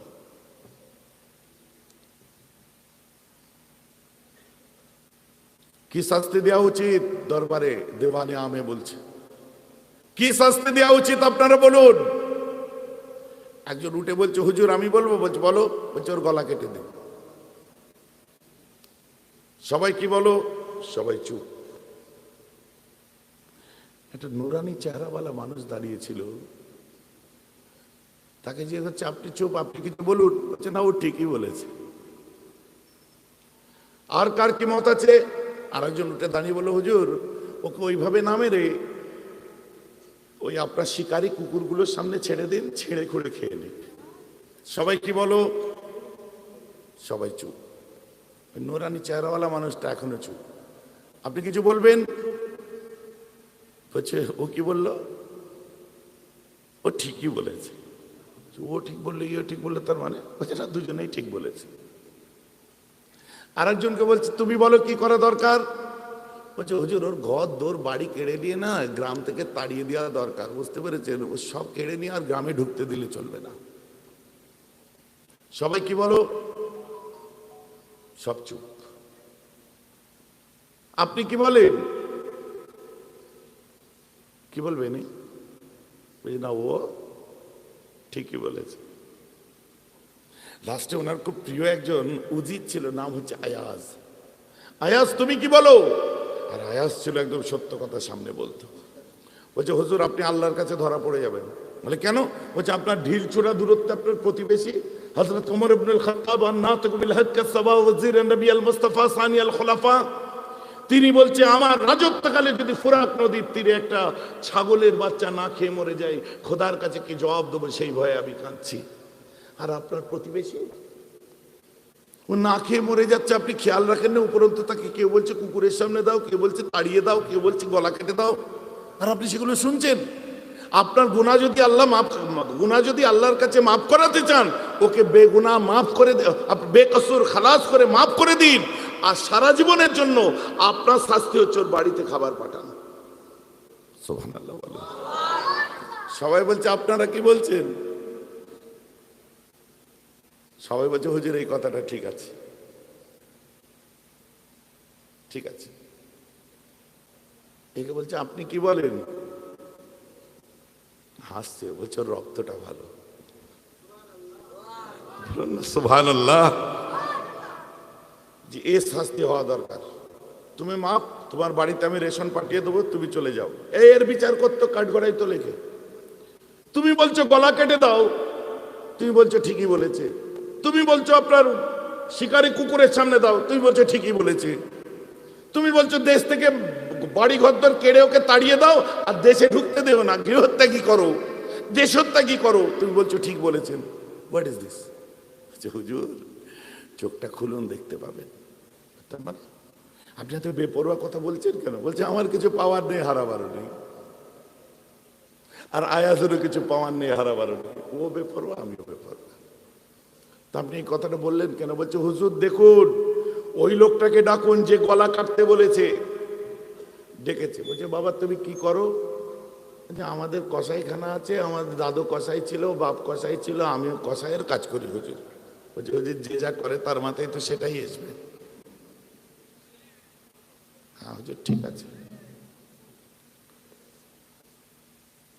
আর ওকে ডাকেন, তুমি কি করো? বলছে আমার আব্বা আমরা দুজন মিলে আপনার ওই শিকারি কুকুরগুলোকে খাওয়া দাওয়া করে পাহারা দিই হুজুর। বলছে দেখো যা করে তাই বলেছে। এরকম অনেকগুলো বলেছে, আমি খালি তিনটে বলছি। আর ওকে ডাকো, তুমি ঘর থেকে তাড়িয়ে দিচ্ছে, তাড়িয়ে দিয়ে ওকে আপনার গৃহত্যাগী করে সব কেড়ে নিতে বললে কেন? জায়গা জমি দখল করতে বললে? জিজ্ঞেস করুন। হুজুর আমার আব্বাকে আপনি ওই ওয়াদির লিডার করে দিয়েছিলেন, আমরা ওখানে সব ওই মানুষজনের সেবা করি, লিডিং দিই। তখন এ বলছে দুর্নীতিপরায়ণ নেতা, ও নিজে লোকের কাছে কেড়ে নেয়, মেরে নেয়, ছেড়ে নেয়, লোকের দেশত্যাগী করে, দুনিয়াদারি করতে গিয়ে আল্লাহ রসুল ভুলে গিয়ে দুনিয়ার সাথে মানুষের উপর জুলুম করে, ঘর থেকে তাড়িয়ে দেয়, আর সব কেড়ে কুড়ে নিয়ে নিজেরা সব হস্তগত করে নিয়ে রাজত্ব চালায়, বাহুবল। কবরে যেদিন যাবে বুঝতে পারবে হুজুর ও হচ্ছে নেতা, দুর্নীতিপরায়ণ নেতা। ও যা করে আপনাকেও তাই করতে বলেছে। এখন আমাকে এই বক্তব্য যদি কেউ বিচার করে, কোন কিছু বুঝতে পারছেন? আমার এই বক্তব্য যদি কেউ বিচার করে, তাহলে সে যেমন সে তার জায়গায় দাঁড়িয়ে বিচার করবে, তার সোচ অনুযায়ী বিচার করবে। একটা লিডার যদি ভাবি ভাইজান এটা দূর থেকে আমায় মেরে গেল, তুমি লিডার বলেই তো তোমার চিন্তা অনুযায়ী তুমি ভেবেছো, তুমি দূর থেকে মারো তাই। একটা কসাই যদি ভাবে আমায় কেটে গেল, তো তোমার কাজ কাটা, তা তুমি তো ভাববে আমায় কেটে গেল। কথাটা আমার খারাপ লাগছে নাকি শুনতে? ব্যাপারটা বোঝার জিনিস, বুঝুন ভালো করে। মানসিকতার বিকাশ। তৃতীয় নম্বরকে যখন বললো, চতুর্থ আয়াজকে বলছে, আয়াজ কেন বললো? বলছে হুজুরের রক্তটা ভালো। বলছে কি এতদিন আপনার কাছে আছে, আপনি চোখ বন্ধ করে আছেন, জানেন না ও হচ্ছে কুরাইশ বংশের ছেলে, ও জানের ভয় করে না, হক কথা বলিষ্ঠ কণ্ঠে চিৎকার করে বলে, ও হচ্ছে আল্লাহ রসুলের খানদান থেকে এসেছে, আপনার কাছে চাকরি করতে পারে, কিন্তু সত্য কথাটা বলিষ্ঠ কণ্ঠে জীবনের পরোয়া না করেই বলে। তো হুজুর ও যেটা বলছে হাযা ওয়াল হক, শতবার লাখবার হাজারবার সত্য বলেছে, বলুন সুবহানাল্লাহ। আয়াজ বলছে দিলেন তো আমার ফাঁস খুলে, আমার পর্দা ফাঁস করে দিলেন তো। আমি চুপচাপ নিজের পরিচয় লুকিয়ে এনার কাছে চাকরি করছিলাম, আর সবাই দুঃখ কষ্ট শুনছিলাম, আর এনাকে গাইড করছিলাম। বলছি কেন আমায় গাইড করবে? বলছি হুজুর আল্লাহ রাসূল ইন্তেকালের পরে আবু বকর সিদ্দিক যখন আপনার কি বলে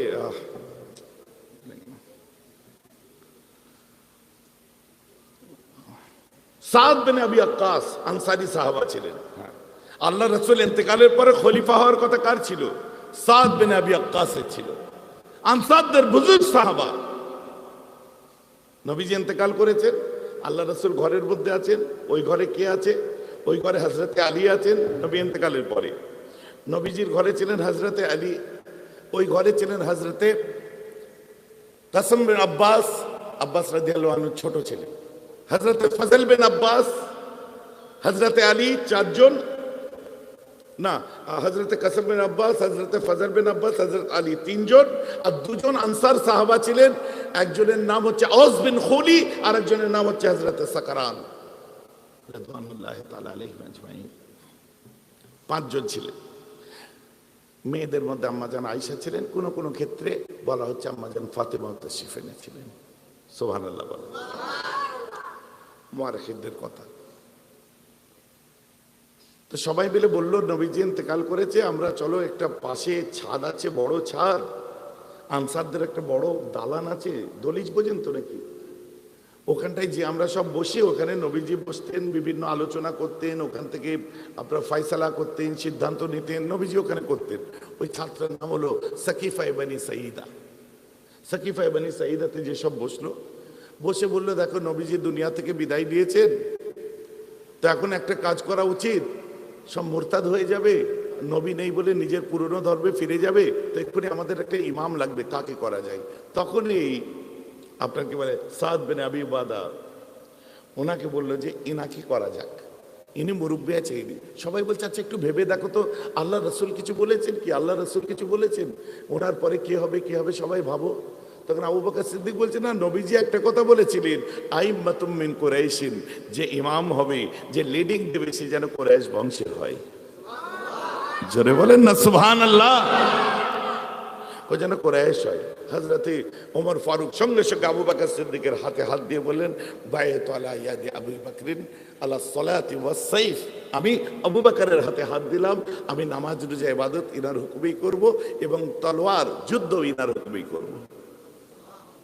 বায়াত সিস্টেম, আমাদেরও সব বায়াত করার সিস্টেম আছে না? বুখারী শরীফ কিতাবুল ঈমান খুলে দেখুন, আল্লাহ রাসূল বলছেন, উবাদা বিন সামিত বর্ণনা করছেন, আন উবাদা বিন সামিতিন ক্বালা কানা শাহীদ বদর ওয়া হুয়া আহাদুন নুকাবা লাইলাতুল আকাবা।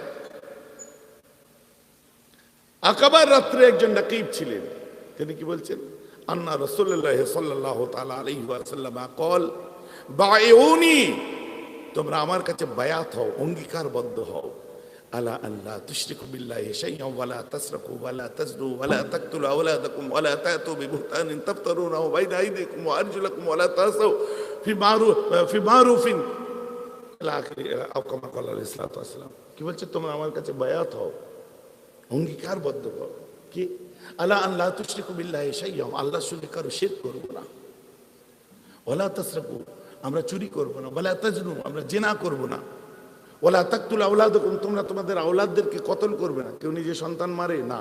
দেখুন ডিটারমিনেশন অফ সন্তানের লিঙ্গ নির্ধারণ করা আইনত দণ্ডনীয়, ক্লিনিকগুলোই লিখে আছে। স্নোগ্রাফি করতে যান, ছেলে নামে আগে বলা যাবে না, আইনত দণ্ডনীয়। কারণ মেয়ে পেটে থাকলে এখনো মার্ডার করে দেয়, আর আইয়ামে জাহেলিয়াতের যুগে যা হতো তো হতোই।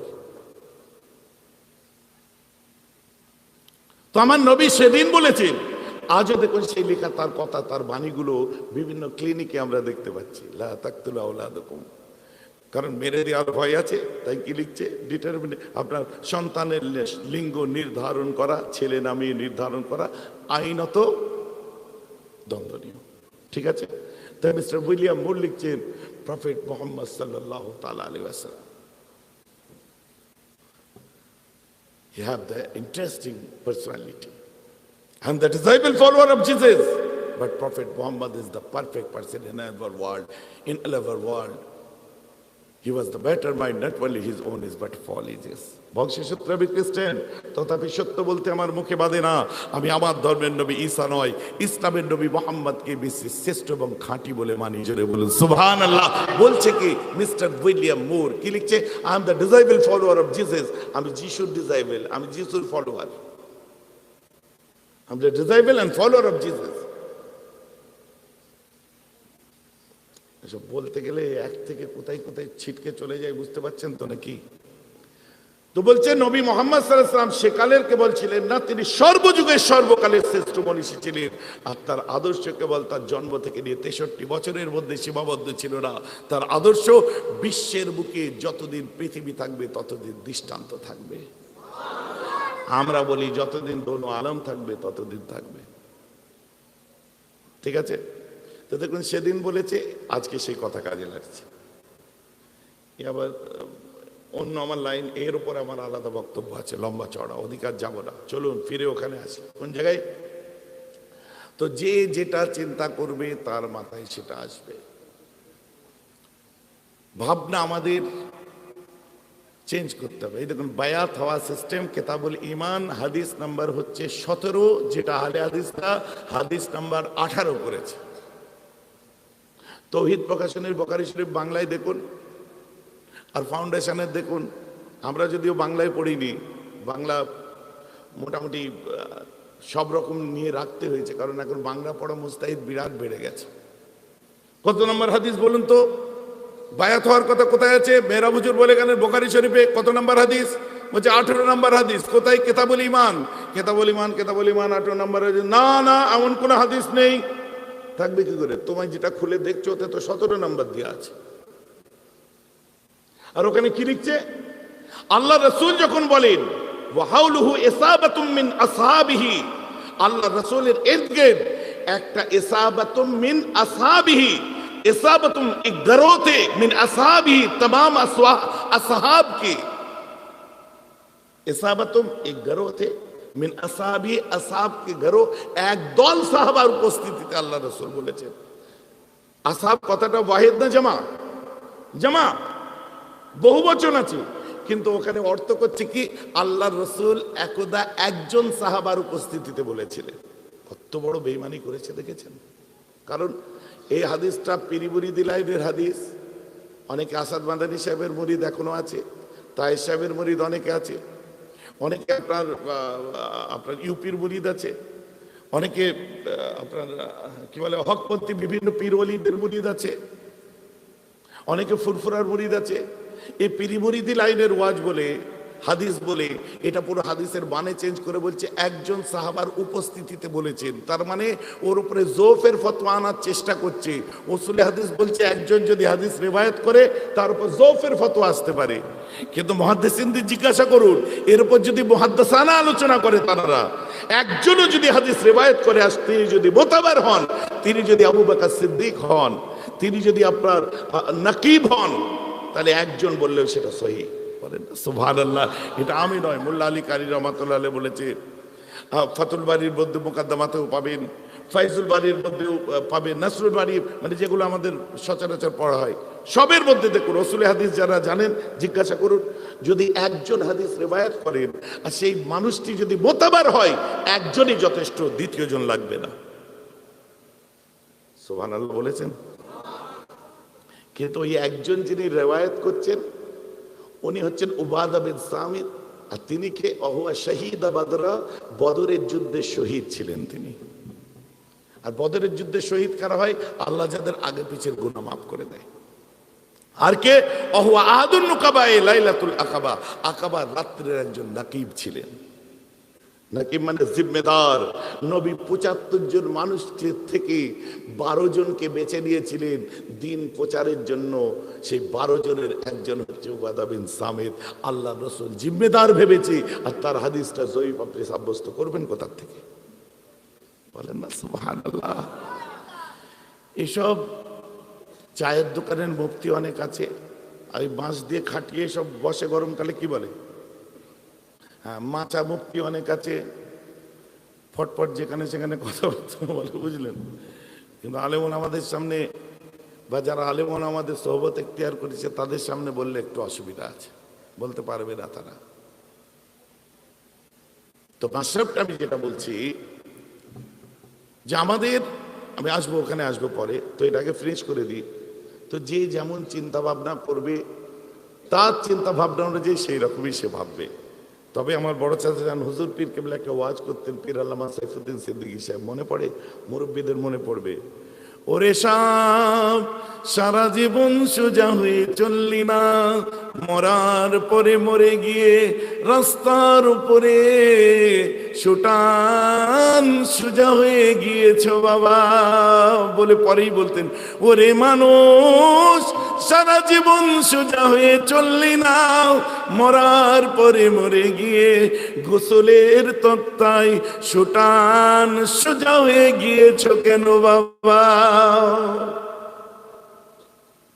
খুব তাৎপর্যপূর্ণ কথা, কিন্তু বড় চাচান ঠিক এই ধরনের বলতেন, আর খুব গুরুত্বপূর্ণ কথা বলতেন।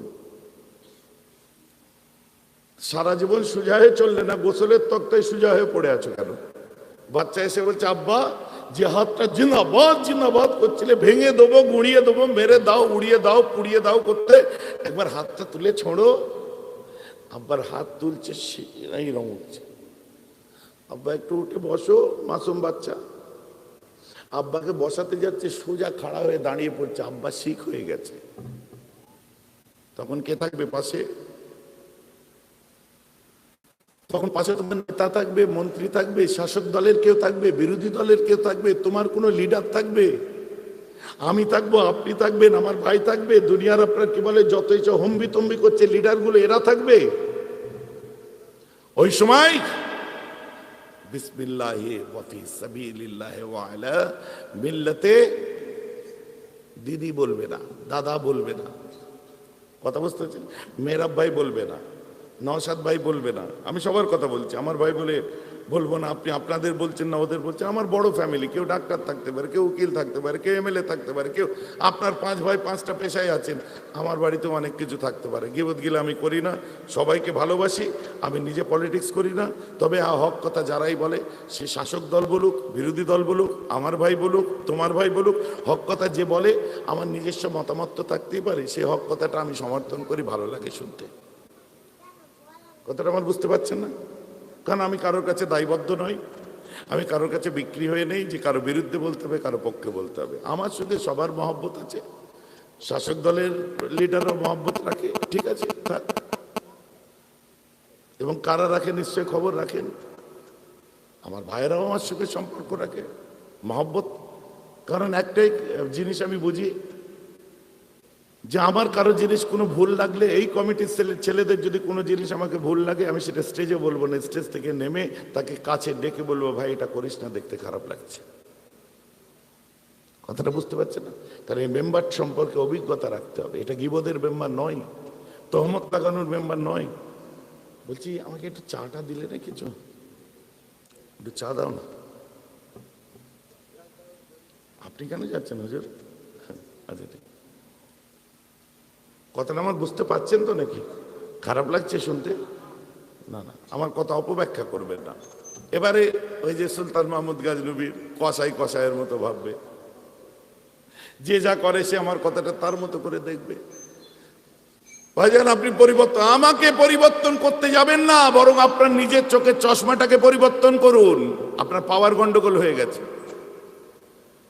আপনি আমাকে সবুজ দেখছেন, আমি সাদা জামাই পরে আছি, কিন্তু আপনার চশমাটা সবুজ, তাই সবুজ দেখছেন। আপনি আমায় লাল দেখছেন, আমার জামা পাল্টাতে হবে না, আপনার চশমা পাল্টান। আপনি আমাকে বিভিন্ন রঙের দেখছেন, ও বিভিন্ন রঙের চশমা মার্কারি শাইন দিচ্ছে, আপনার চশমার দোষ, আমার জামার দোষ নেই, জামা সাদাই আছে। কথাটা বুঝতে পারছেন কি পারছেন?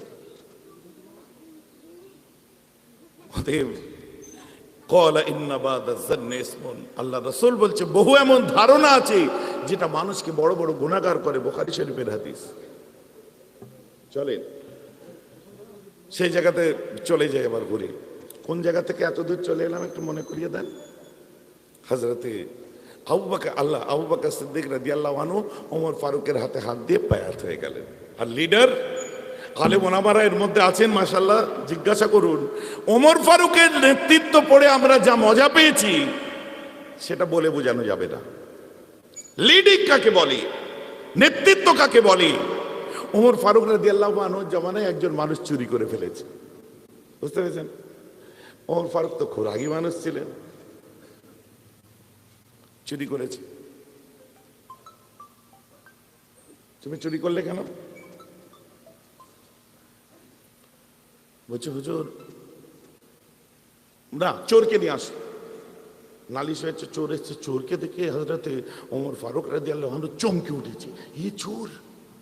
তাদেরকে কিছু বলেনি, চেপে গেছে। বলছে শোনো, কাল সকালে বিচার হবে, আর আপনি একটু থাকবেন। সব চলে গেল। যাক, যে চুরি করেছিলেন তাকে রেখে দিলেন। পরে বলছে, হাতটা ওমর ফারুক ধরে বলছে, আমার ভাই, আমার সোনার ভাই, আপনি চুরি করতে গেলেন কেন? ঝরঝর করে কাঁদছে। বলছে ভাই ওমর, একসঙ্গে রসুলের জন্য জান দেওয়ার জন্য আমরা কত ময়দানে ঝাঁপিয়ে পড়েছি, আল্লাহ রসুলের কাছে কত সময় কাটিয়েছি। নবীজিকে কত ভালোবেসেছি, কিন্তু পাপি পেট আমার মাসুম বাচ্চাটার খাওয়া হচ্ছিল না। আমার মাসুম বাচ্চাগুলো খেতে পাচ্ছিল না, খিদেতে চিৎকার করছিল। আমার মা শয্যাশায়ী, আর এখন কোনো জায়গায় খাবার পাচ্ছি না। আমার পাশের বাড়ি একজনের বাড়ি খাবার ছিল, তো তার কাছে তো এই দুর্ভিক্ষের সময় তো চাইলে দেবে না, এই কঠিন সময়। তো আমি একটু রাত্রে আমার বাচ্চাগুলো খেতে পাচ্ছে না, ওরা আর কি বোঝে, ওদের জন্য একটু ওদের খাবার থেকে না বলে খাবার নিতে গেছিলাম। আর না বলে নিলেই চুরি হয়। তো ভাই কি বলবো, চুরি করা তো অভ্যেস নেই, যে জিনিসটাই হাত দিয়ে হাত কাঁপতে থাকে আল্লাহর ভয়ে, আবার একটাই হাত দিয়ে আল্লাহর ভয়ে হাত কাঁপতে থাকে, আর হাত থেকে সেটা সঙ্গে সঙ্গে পড়ে যায়। যতবার দিই ততবার হাত থেকে কেঁপে কেঁপে পড়ে যায়, আমি চুরি করছি। একসময় ওরা আমাকে ধরে ফেলে, আর এই বিচার দিয়েছে। ওমর ফারুক কাঁদছেন, জড়িয়ে ধরেছে, বলছে আপনি আমাকে মাফ করে দিন। কেন, আপনি কি করেছেন? কালকে বিচারে বুঝতে পারবেন, আপনি বিচারে 8টার সময় সকাল সকাল এসে যাবেন, ফজরের পরে বিচার হবে। বিচারে সব এলো। ওমর ফারুক বলছে, শোনো, চোর যিনি চুরি করেছেন, অপরাধ করেছে, আর অপরাধের সাজা হচ্ছে হাত কেটে দাও। যার হাত কাটবে তার নাম হচ্ছে ওমর আব্দুল খাত্তাব, আমার দুটো হাত কেটে নাও। বলেন না সুবহানাল্লাহ। আমার হাত কেটে নাও, কারণ আমার রাজত্বে, আমার শাসনকালে আমার নিজের এলাকার মানুষ না খেয়ে মরে যাচ্ছে। আমার এলাকার মানুষ না খেতে পেয়ে চুরি করেছে, দোষটা ওর নয়, দোষটা আমার। অবিলম্বে আমার হাত কেটে নাও। বলেন না সুবহানাল্লাহ। একদিকে যেমন শ্রীমতী মমতা বন্দ্যোপাধ্যায় আমাদের ম্যাডাম, আমার মুখ্যমন্ত্রী, বাংলার মুখ্যমন্ত্রী, তিনি যখন এক গুচ্ছ প্রকল্প আমাদের সামনে তুলে ধরছেন, তিনি যখন বাংলার কল্যাণের জন্য এগিয়ে যাচ্ছেন, তিনি যখন মানুষের বিকাশ চাইছেন, তিনি যখন সবুজ সাথী নিয়ে এসছেন, তিনি যখন যেমন কন্যাশ্রী নিয়ে এসেছেন, তিনি যে সময় স্বাস্থ্য সাথী নিয়ে এসেছেন, তিনি যে সময় 2 টাকা কেজি চাল খাইয়েছে, তিনি যেমন আমপানের সময় মানুষের পাশে দাঁড়িয়েছেন, তিনি যেমন ইয়াসের সময় মানুষের পাশে দাঁড়িয়েছেন, আর তার দলের আদর্শ ভুলে গিয়ে তাদের এই পাতি নেতাগুলো সেই আমফানের মাল ঝেড়ে খাচ্ছে। দিচ্ছে দিদি, ঝেড়ে খাচ্ছে এরা। ঘর দিচ্ছে দিদি, সেই পয়সার কমিশন নিচ্ছে এরা। মাল দিচ্ছে দিদি, দুর্নীতি করছে এরা। আমফান দুর্নীতি, দুনিয়ার দুর্নীতি, স্বাস্থ্যসাথীর দুর্নীতি, ওই আপনার ভ্যাকসিন দুর্নীতি। কথা বুঝতে পারছেন না? এদের জন্য ম্যাডামের বদনাম, রাজ্য সরকারের বদনাম। মানুষ রেগে যাচ্ছে, আর রেগে গেলেই দোষটা আপনি চুরি করছেন আপনার নয়, আমি মেয়েরা প্রতিবাদ করলে আমার, এটা হতে পারে না। অতএব নিতে গেলে তার আদর্শ ভালোভাবে নিন। লিডারদের বলি, ভালো লিডার আছে, খারাপ লিডারও আছে, সব আছে।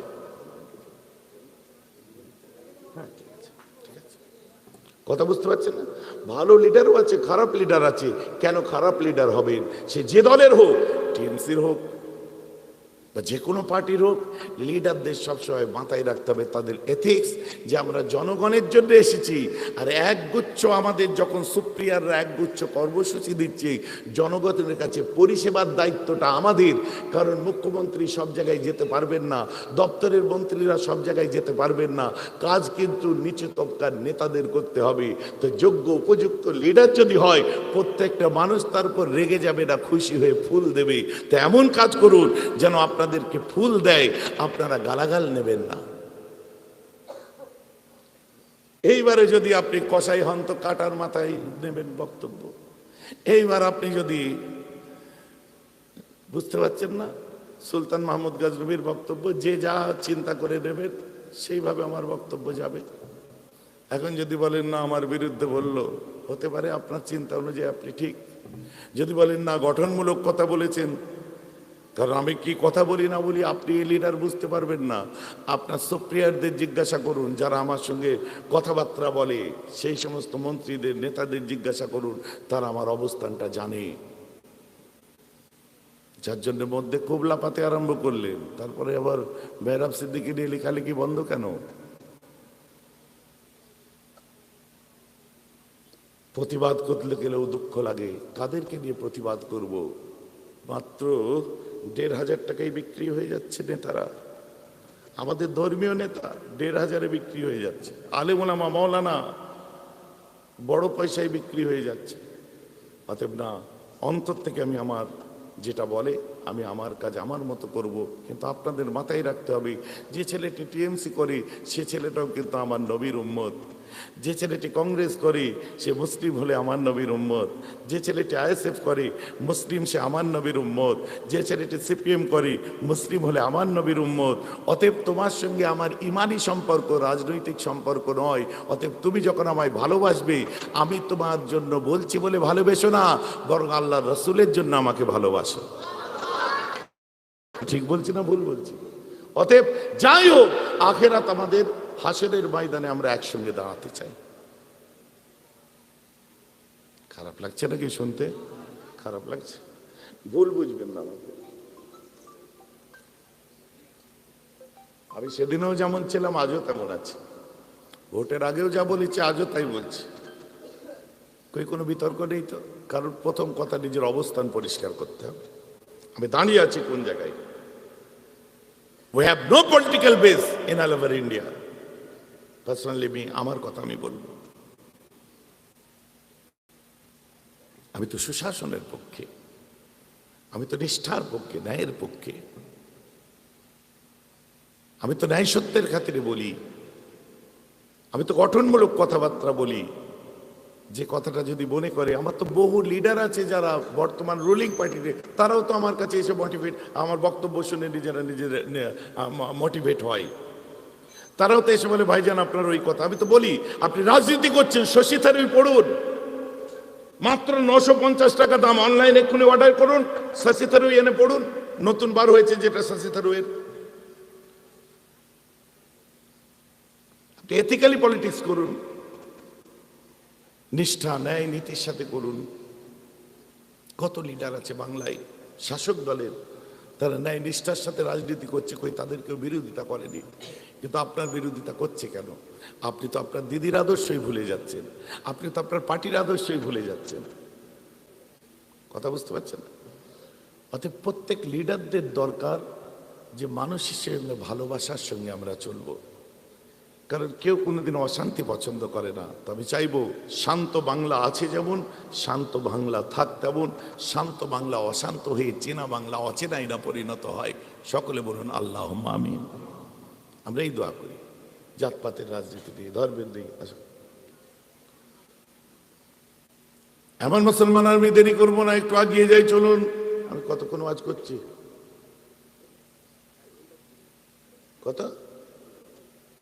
কতক্ষণ হচ্ছে বুঝতে পারছেন?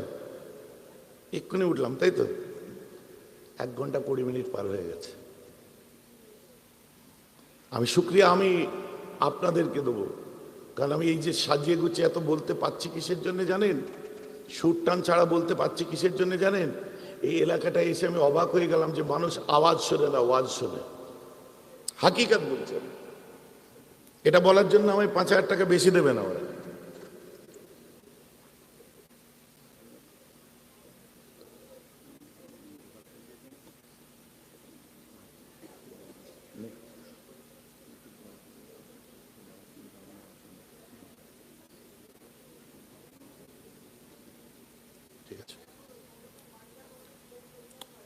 চলেন আমি ওই জায়গাটা একবার চলে যাই। মুসা কালিমুল্লাহ তো আল্লাহকে দেখতে পাইনি, তুমি কোথা থেকে দেখবে? কে? কোথায়? মনে পড়েছে? আবু জেহেল।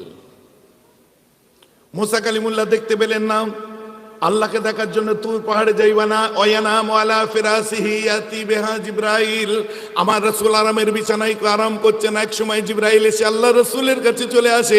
আল্লাহ বলছেন যাও জিবরাইল আমার হাবিবকে নিয়ে এসো। মুসা কালিমুল্লাহ আল্লাহকে দেখতে চাই, আর আল্লাহ বলছে যাও জিবরাইল আমি আল্লাহ আমার মুহাম্মদকে দেখতে চাই। মুসা নবী কাকে দেখতে চাই? আল্লাহকে। আর খোদা আল্লাহ কাকে দেখতে চাই? আমার রাসূলুল্লাহকে দেখতে চাই। জিবরাইল সোজা চলে এসেছে, এসে দেখছে আমার রাসূল যে ঘরে আছে ঘরটা হচ্ছে উম্মে হানির ঘর। উম্মে হানির ঘরে আমার রাসূল আছেন, আর ঘরের চতুর্দিক থেকে দরজা জানলা সব প্যাকটাপ করে লাগানো আছে, চতুর্দিক থেকে লাগানো। অবাক হয়ে গেছে, কি ব্যাপার, দরজা লাগানো, তাহলে নবী হয়তো ইবাদত করছেন, এমনটাও হতে পারে।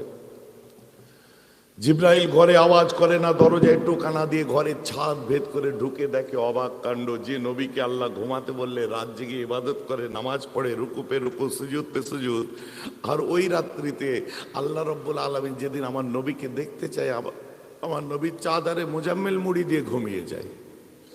जिब्राइल एसे अबाक, कैसे रसूल है यार, खुदा ने जब इनको सोने को कहा था ये जागते रहते थे, नमाजें पढ़ते रहते थे, और ये जागने की रात है, आशिक से माशूक का दीदार की रात है, आज की रात इनको जागना चाहिए था, बल्कि सो गए। কি নবী রে বাবা, আজ কি না জাগার রাত, আল্লাহ দেখতে চাই, আজ ইনি ঘুমাচ্ছেন। আস্তে করে আমার রসুলকে জাগাতে যে রুকে যাই, रिस्क नहीं लेने का बाबा, क्योंकि हमारे रसूल वो तो यारों का यार है, हमारे नबी वो तो रब का दिलदार है, हमारे रसूल यारों का यार है, रब का दिलदार है, एक बार उनसे दीदार फिर उम्मत की बेड़ा पार है, एक बार दीदार होले बेड़ा पार।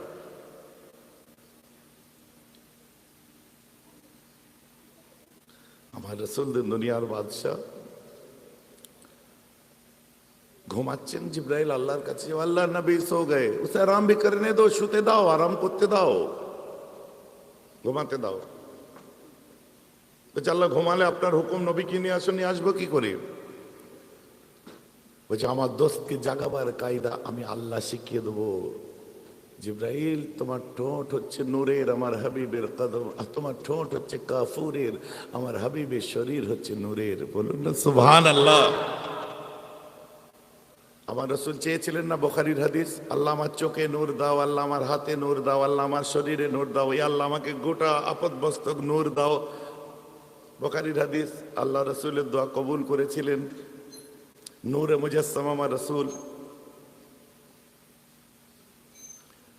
যাও জিব্রাইল, তোমার ঠোঁট হচ্ছে কাফুরের, আর আমার হাবিবের জিসম হচ্ছে নূরের, যাও তোমার কাফুরের ঠোঁট দিয়ে আমার হাবিবের নূরের কদমে যে চুমা দিয়ে দাও। জিব্রাইল যায় আল্লাহ রসুলের শরীরে, যখন জিব্রাইল চুম্বন করেন, আমার নবী তাকিয়ে দেখে, জিব্রাইল তুমি বলছে ইন্নাল্লাহ মুশতাকুন ইলাইক, कुरान, बेशक अल्लाह आपको देखने का इश्तियाक कर रहे, चलून अल्लाह अपने देखते चाहे। अमन नबी बोलते वो तो हमें पता है, मगर इतने तक कभी हमें चूमा नहीं, आज कैसे चुम लिया? जिब्रील ने कहा हम कहाँ चुमा हुजूर, वो तो चुमाने वाले ने चुमाया, हमें कुताओ तो अल्लाह बोलते जिब्रील तूने मेरे हबीब का कदम चूम लिया, थोड़ा जायका भी तो आया, मजा पेले केमन लगलो?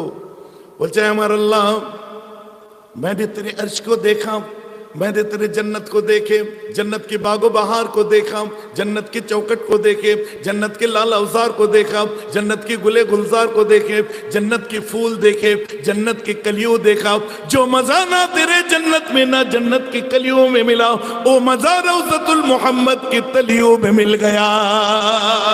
যে মজা কোথাও পাইনি, না তোমার জান্নাতে না জান্নাতের ফুল কলিতে পেয়েছি, ওই মজা মুহাম্মাদের পায়ের তলিতে পেয়েছি,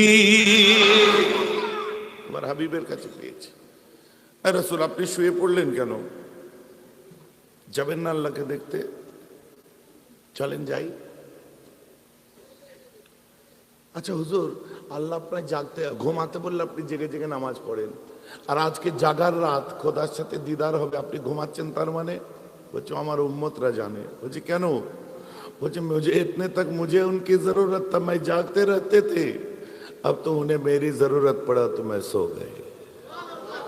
এতদিন দরকার আমার ছিল, আমি জাগতাম, আজকে দরকার আমার নাও না, আর উনি আমায় দেখতে চাই, আজ দরকার তাই আমি শুয়ে আছি।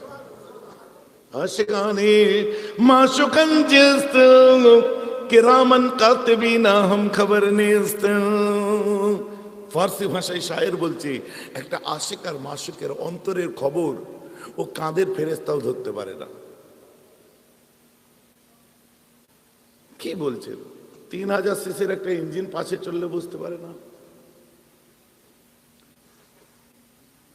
প্রায় জায়গায় বলি, আজ একবার বলিনি, দেগঙ্গা থেকে হাড়োয়া একটা রাস্তায় যাচ্ছে, দেগঙ্গার মধ্যে দিয়ে, জানেন তো, হাড়োয়ায় যে উঠছে একদম, ওই রাস্তা দিয়ে আমি যাচ্ছি, রাত্রি 1:30 বাজে, বুঝলেন, যে সামনে বড় পুকুর ব্যাক আছে, আর এর ডান দিকে একটা রাস্তায় যাচ্ছে ওইখানে। আর আমাদের ঠিক আল্লাহর কিষান, যেখানে রাস্তা গুলিয়ে ফেলি হয় রাত্রে, কেউ ইস্তেঞ্জা করতে ওঠে নাই, কেউ না কেউ কাউকে না কাউকে পাবো। তখন তো জিপিএস টিপিএস এত গুগল ম্যাপ বার হয়নি। যাচ্ছি, দেখে একটা ছেলে বাঁশবাগানের গায়ে দাঁড়িয়ে ফোনে কথা বলছে। পাশে দাঁড় করিয়ে গাড়িটা, কাঁচটা নামালাম। ভাই এই রাস্তা এইদিকে যাচ্ছে, হাড়োয়া যাচ্ছে? চুপ। ভাই এই রাস্তা কি হাড়োয়া যাচ্ছে? ও ভাই চুপ। হাতটা বাড়িয়ে কোনো রকম আঙুলটা টেকলো। ও ভাই, পিছন দিকে তাকে, হুজুর আসসালাম আলাইকুম। তখন ফোন পড়ে যাওয়ার কাপ। ওয়ালাইকুম আসসালাম। ভাই হাড়োয়া এইদিকে যাচ্ছে? হ্যাঁ আপনি সোজা চলে যান। ভাই সোজা পুকুর, ডান দিক না বাঁ দিক বলো? ও সোজা, ওই মানে আঞ্চলিক ভাই, ওই সোজা যান। ওই সোজা কোথায় যাই? ওই সোজা যান। আমি ভাই ডান দিক না বাঁ দিক, সোজা পুকুর, বড় গাড়ি, বুঝে ওই সোজা যান।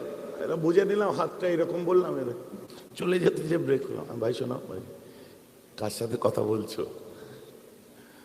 হুজুর ওই বউ। তোমার টানা লোকেরটা না হুজুর, মানে মানে আমার বউ না। তোমার বউ হলে তো এই রাত্রে এই বাঁশবাগানে দাঁড়িয়ে কথা বলতে না, নিশ্চয় অন্য কারো বউ। আর তোমার বউ হলে ঘরে আছে, ঘরে যে কথা বলো। আর যদি মায়ের বাড়ি যেয়ে থাকে তো নিজের ঘরে বসে কথা বলো। রাত 1:30 বাঁশ গাছের নিচে দাঁড়িয়ে কে কথা বলে এরকম? ঠিক আছে, আমি বুঝতে পেরেছি, যাচ্ছি, চুপ করে আছে। আপনারা এটা ভাববেন না যে এইখানে কেউ নেই যে এমন কাজ করে না, এর মধ্যেও বসে আছে, অনেকে করে। কথা বুঝতে পারছেন? স্ত্রীকে মহব্বত করা কি কাজ? সুন্নাত, আমার নবীর সুন্নাত। আমার রাসূল বসে আছেন, আম্মা জান আয়েশার সঙ্গে হঠাৎ চমকে উঠলেন একটা আওয়াজ পেয়ে। নবীজির চোখে পানি। হুজুর আপনার চোখে পানি? ওই যে যিনি এসেছে ওকে বেশি করে হাদিয়া দাও। কেন হুজুর? বলছে আমার ওটা খাদিজার বান্ধবী। ওর কথাটা শুনে আমার খাদিজার কথা মনে পড়ে গেছে। হুজুর আমরা কি সুন্দর না? যখনই খাদিজার কথা হয় আপনার চোখে পানি আসে কেন? She is my first love. আমার দুঃসময় আমার পাশে ছিল আমার প্রথম প্রেম। আর first love is not forgettable, ওটা কেউ ভোলে না, আমিও ভুলিনি। তো ওকে হাদিয়া দাও। বলছে হুজুর আমরাও আপনাকে খুব ভালোবাসি। জানি আয়েশা, আমিও তোমাকে অনেক ভালোবাসি, কিন্তু খাদিজার ব্যাপারটা কেন অন্যরকম জানি না। মনের ব্যাপার তো আল্লাহর হাতে। বলুন না সুবহানাল্লাহ। স্ত্রীকে ভালোবাসা, বউকে ভালোবাসা কার সুন্নাত? নবীর সুন্নাত। তবে শর্ত বউটা নিজের হতে হবে। অন্যজনের বউকে তুমি যদি ভালোবাসো, কোন সুন্নত আদায় হবে তো জানি না, তবে একদিন না একদিন বাঁধা আছে এটা। স্ত্রী রান্না করছে, পাশে যে একটু বলুন মাশাআল্লাহ তোমার হাতের রান্না কত সুন্দর, কত জায়গা। খেতে বসেছেন, আপনি বলুন খুব সুন্দর হয়েছে মাশাআল্লাহ। আপনার স্ত্রী খুশি হবে, সে হাসবে, আপনার 10টা গুনাহ মাফ হবে আর 10টা রহমত নাজিল হবে। বলুন না সুবহানাল্লাহ। স্ত্রীর কাছে যখন যাবেন তখন আবার অন্যদিকে চলে এসেছি, আবার সেখানে কখন যাই। যখন নিজের বউয়ের কাছে যাবেন, আল্লাহ রসুল বলছে আমি যখন আমার আহলিয়াদের কাছে যাই আমি পরিপাটি হয়ে যাই। আমার রসুল তো খুশবু আর খুশবু। আম্মা জান আয়েশা তিনি একটা ইভেন্টে গেলেন, অনুষ্ঠানে গেলেন, সবাই বলছে আয়েশা কোন দেশের আতর মেখে এসেছো, তোমার গা থেকে এত খুশবু বার হচ্ছে কেন? আম্মা জান আয়েশা বলছে আমি তো আমার বরের ঘাম মেখে এসেছি। সুবহানাল্লাহ বল, জোরে বলুন, ওদিক থেকেও বলুন যে আমি তো আমার বরের ঘাম মেখে এসেছি। তো যার শরীরের ঘামও খুশবু। হযরতে আপনার নামাজ পড়েছেন আব্দুর রহমান বিন আউফ, হঠাৎ আল্লাহ রসুল চলে এসেছেন। আসার পরে ইমামতির জায়গা থেকে সরে এলেন। আব্দুর রহমান তুমি জানলে কি করে রসুল এসছে? বলছে আল্লাহ রসুল আসলে একটা অদ্ভুত, আল্লাহ রসুল আসলে একটা শরীর থেকে অদ্ভুত খুশবু বার হয়। যে খুশবুটাই আমি বুঝতে পারি আমার রাসূল এসেছে। তো আমার রাসূলের ব্যাপারটা সম্পূর্ণ আলাদা। তো যার গোটা শরীর খুশবু আর খুশবু, সেই রাসূল বলছেন যে আমি আমার স্ত্রীদের কাছে যখন যাই একটু পরিপাটি হয়ে যাই। আপনিও কাজ থেকে এসে স্ত্রীর কাছে গেছেন, স্ত্রীকে বলছেন পাশে একটু বসো না। আরে আমার কাছে একটু বসো না, হাতটা ধরে একটু কাছে আসো না। তাকে হাত করতে যাচ্ছেন, সে একটু দূরে সরে যাচ্ছে। ওইরকম করছো কেন? আমাকে কি তুমি ভালোবাসো না? ভাই আপনাকে ভালোবাসে বলেই তো নিজের বাপ ছেড়ে আপনার বাপকে বাপ বলছে। আপনাকে ভালোবাসে বলেই তো আপনার মাকে ছেড়ে ওর নিজের মা ছেড়ে আপনার মাকে মা বলছে। আপনাকে ভালোবাসে বলেই তো নিজের ভাই ছেড়ে আপনার ভাইকে সে ভাই বলছে আজ। কিন্তু আপনি বুঝতে পারছেন না, আপনি কাজ থেকে এসছেন তো, বাইরের রোদ, প্রচুর ঘেমেছিলেন, আপনি তো রসুল নয়, তো আপনার গা থেকে তো আর খুশবু বার হবে না।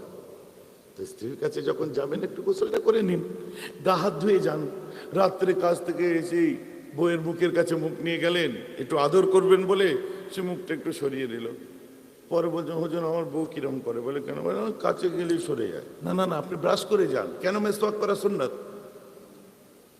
কেন মেসওয়াক করা সুন্নাত? আপনি মেসওয়াক করেননি কেন? স্ত্রীর মুখের কাছে মুখ নিয়ে গেলে, বিড়ি খেয়েছেন, কেউ ধরতে পারুক আর না পারুক, বউ ধরতে পারবে। আমার কথাটা খারাপ লাগছে তো নাকি, না ভালো লাগছে?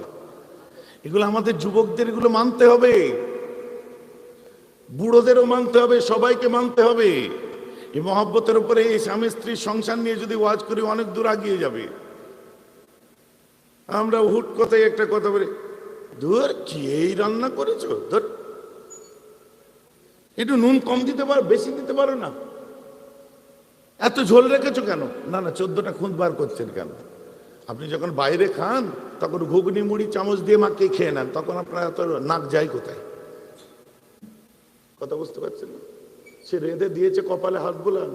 আপনার ছেলে মানুষ করছে, আপনাকে কাপড়ে আপনার প্রেস করে দিচ্ছে, আপনার কাপড় ধুয়ে দিচ্ছে, সব দিচ্ছে। আপনি খাওয়া দাওয়া করে এসে গোসলের পর ভাত আনতে দেরি হলে জান চলে যায় আমার। কেন কেন রেগে যাচ্ছেন? ওর খাটনিটা দেখেন। বউকে বলেছেন এসে একসঙ্গে বসে খাই। আমার মা বোনেদেরও ব্যাপার আছে। ফোন তুমি ব্যবহার করছো স্বামীর কিনে দিয়া, রিচার্জ করাচ্ছ স্বামীকে দিয়ে, ফোনের কভার কেনাচ্ছ স্বামীকে দিয়ে, আর মায়ের বাড়ি ফোন করে বদনামটাও করছো সেই স্বামীর। বলে খুব রক্তটা মা, তুমি কি দেখে দিলে ভালো লাগে না, তুমি ও এক্সপ্রেস করতে পারে না, ওর ভালোবাসা সামনে দেখাতে পারে না। কিন্তু তুমি কারোর সাথে কথা বললে যে ওর জান জ্বলে যায়। তুমি কারোর সামনে গেলে যে কি দরকার ছিল তোর ওর সামনে যে এইভাবে কথা বলার? কেন? ও তোমায় ভালোবাসে, তাই ও চাই না যে আমার বইয়ের সৌন্দর্য অন্যজন দেখে, তাই তো ইসলামে পর্দাকে ফরজ করেছে। কথাটা বুঝতে পারছেন কি পারছেন? এইসব নিয়ে আলোচনা করলে অনেক দূর এগিয়ে যাবে, সে আবার পিছনে যাই। চলেন, আমার চাচাজি আসারও সময় হয়ে গেছে। কত কথা বলবো, অনেকদিন পর দেখা হলে। আপনারা একটা ট্রেনিং সেন্টার করেন, জিকিরের মজলিস। এমনি অনেক গ্রামে হয় জিকিরের মধ্যে, আমি সেই রকম বলছি না। যে জিকিরের মজলিসটাই আমার বোর্ডের আলেম ওলামারা আসবে, বলাবাজি করা বক্তা আসবে না। আলেম ওলামারা আসবে, তাদের সুর টান হয়তো থাকবে না, কিন্তু আপনাদের 100-150 ছেলেকে নিয়ে প্রত্যেক 2 মাস ছাড়া বসবে। 3 মাস ছাড়া হয়তো আমি আসলাম, বছরে 2-3 বার আমি আসলাম। যেখানে আপনারা দাওয়াত করতে গেলে 5 বছর ঘুরতে হয়, সেখানে আমি নিজে আসতে চাচ্ছি। কেন? অত দুঃসময় নয়, বাজার খারাপ কিন্তু অত খারাপ না। তা আমাদের কিছু দায়বদ্ধতা সমাজের কাছে আছে। শুধু আপনাদের কাছ থেকে ভোগ্যের পণ্য হিসাবে ইনকাম করব, দাদা হুজুর ইনভেস্ট করে, তা করলে হবে না। আমাদেরও কিছু দায়বদ্ধতা আছে। তো আপনারা আশা করব খুব তাড়াতাড়ি এই সেন্টারটা তৈরি করেন, শেষ করে দিই। তো সার কথায় মুসা নবীর খোদা দেখা হলো না। আবু জেহেল বলছে আমাকে খোদা দেখাও, তবে আমি কলমা পড়ব। দেখতে পাবে না। ওই যে ভেবে বলো মুহাম্মদ সাল্লাল্লাহু আলাইহি ওয়াসাল্লাম, হয় তোমার খোদা দেখাও, না যদি দেখাতে পারো আমার খোদাকে দেখতে যেতে হবে, চলো শর্ত মেনে নাও, আমি আসছি, পরের দিন খবর নেবো। চলে গেল। আমার রাসূল কাঁদছেন। আল্লাহ বলছেন হাবিব, জিবরিল এসে গেছে সঙ্গে সঙ্গে। আর কথা হতো সঙ্গে সঙ্গে আনসার, জিবরিলের মাধ্যমে কথা হতো। আল্লাহর সঙ্গে রাসূলের কথাটা জিবরিল আলাইহিস সালামের মাধ্যমে হতো। হুজুর এত তাড়াতাড়ি উত্তর হতো কি করে? আমেরিকায় বসে আছে, তুমি এখানে আছো, সেকেন্ডের মধ্যে যদি তোমার সঙ্গে হোয়াটসঅ্যাপে কথা লেনদেন হয়ে যায়, ভিডিও কলে যদি ভিডিও চ্যাট হয়ে যায়, তো আমার আল্লাহ বিজ্ঞান দিয়েছে, আল্লাহর কাছে আরো লেটেস্ট টেকনোলজি আছে, বলুন না সুবহানাল্লাহ। জিবরিল, আরে বান্দার কথা বলার যদি এত সুযোগ টেকনোলজি আল্লাহ দেয়, তো আল্লাহ যার সাথে কথা বলবে আল্লাহ নিজের কাছে কি সুবিধা রেখেছে? 4G 5Gর ব্যাপার না, ও আরো স্পিড। এমন মুসলমান, আল্লাহ বলছে হাবিব কি হলো, মন খারাপ কেন? বলছে কম বক্তে এসে বলে গেছে তোমাকে দেখবে। বলছে বলে দাও, দেখতে পাবে না। ওটা তো বলেই দিয়েছে আল্লাহ, ওটা তো বলেইছি দেখতে পাবে না, তো কি হলো আবার? কেন আল্লাহ জানেন না কি হলো? এইসব কথোপকথন না হলে আল্লাহ জানতেন, নবী জানতেন, আমরা জানতাম কোথার থেকে? মা তিলকা বিয়ামিনিকা ইয়া মূসা, মূসা তোমার হাতে ওটা কি? কেন আল্লাহ জানে না কি? কথা বুঝতে পারছেন তো নাকি? বুঝতে হবে। ঠিক আছে, তুমি ওকে বলে দাও যে অমুক দিনে তুমি ওর খোদাকে দেখতে যাবে। আল্লাহ, মুহাম্মাদের মওত হয়ে যাবে, তাও মুহাম্মদ তোমাকে ছাড়া কাউকে দেখবে না। আমি বলছি তুমি যাও না। আল্লাহ আপনি হুকুম ফিরিয়ে নিন। মুহাম্মদ তুমি ওর খোদাকে দেখতে যাবে, আর আবু জেহেল যা বলে সেটা শুনবে। ইটস অ্যান অর্ডার, এটা আমি আল্লাহ, আমার আদেশ, আমার ফরমান, আমার হুকুম। আমার রাসূল মনটা খারাপ করে বসে আছে। আবু জেহেল চলে এসেছে, এসে বলছে মোহাম্মদ খোদা দেখাও। বলছে দেখাতে পারবো না। এর আগে আবু জেহেল একটা কীর্তি করেছে, চতুর্দিকে রটিয়ে দিয়েছে, ভাই ও বহনো মেহমান ও কদরদান ও শোনো, মোহাম্মদ বলেছে ওর খোদা বলে কিছু নেই, ওর খোদা মিথ্যা। ও তাই পুরো জাত মানাত হাবলের কাছে যাবে, সেজদা করবে। দেখো মোহাম্মদের উড়ে গেছে। নাউজুবিল্লাহ বলেছেন? আমার নবী এত কথা বলেছে। টাইম টু টাইম চলে গেল। আর যদি না বিশ্বাস হয়, অমুক দিনে দেখবে মোহাম্মদ আসে কিনা। আল্লাহ রসুল যেতে আরম্ভ করে গেছে, যে আবু জেহেল বলছে চলো। নবী আসমানের দিকে তাকাচ্ছে, আল্লাহ বলছে মোহাম্মদ যাও। আমার রসুল বলছে আল্লাহ আপনি মাফ করে দিন, আমি যেতে পারবো না।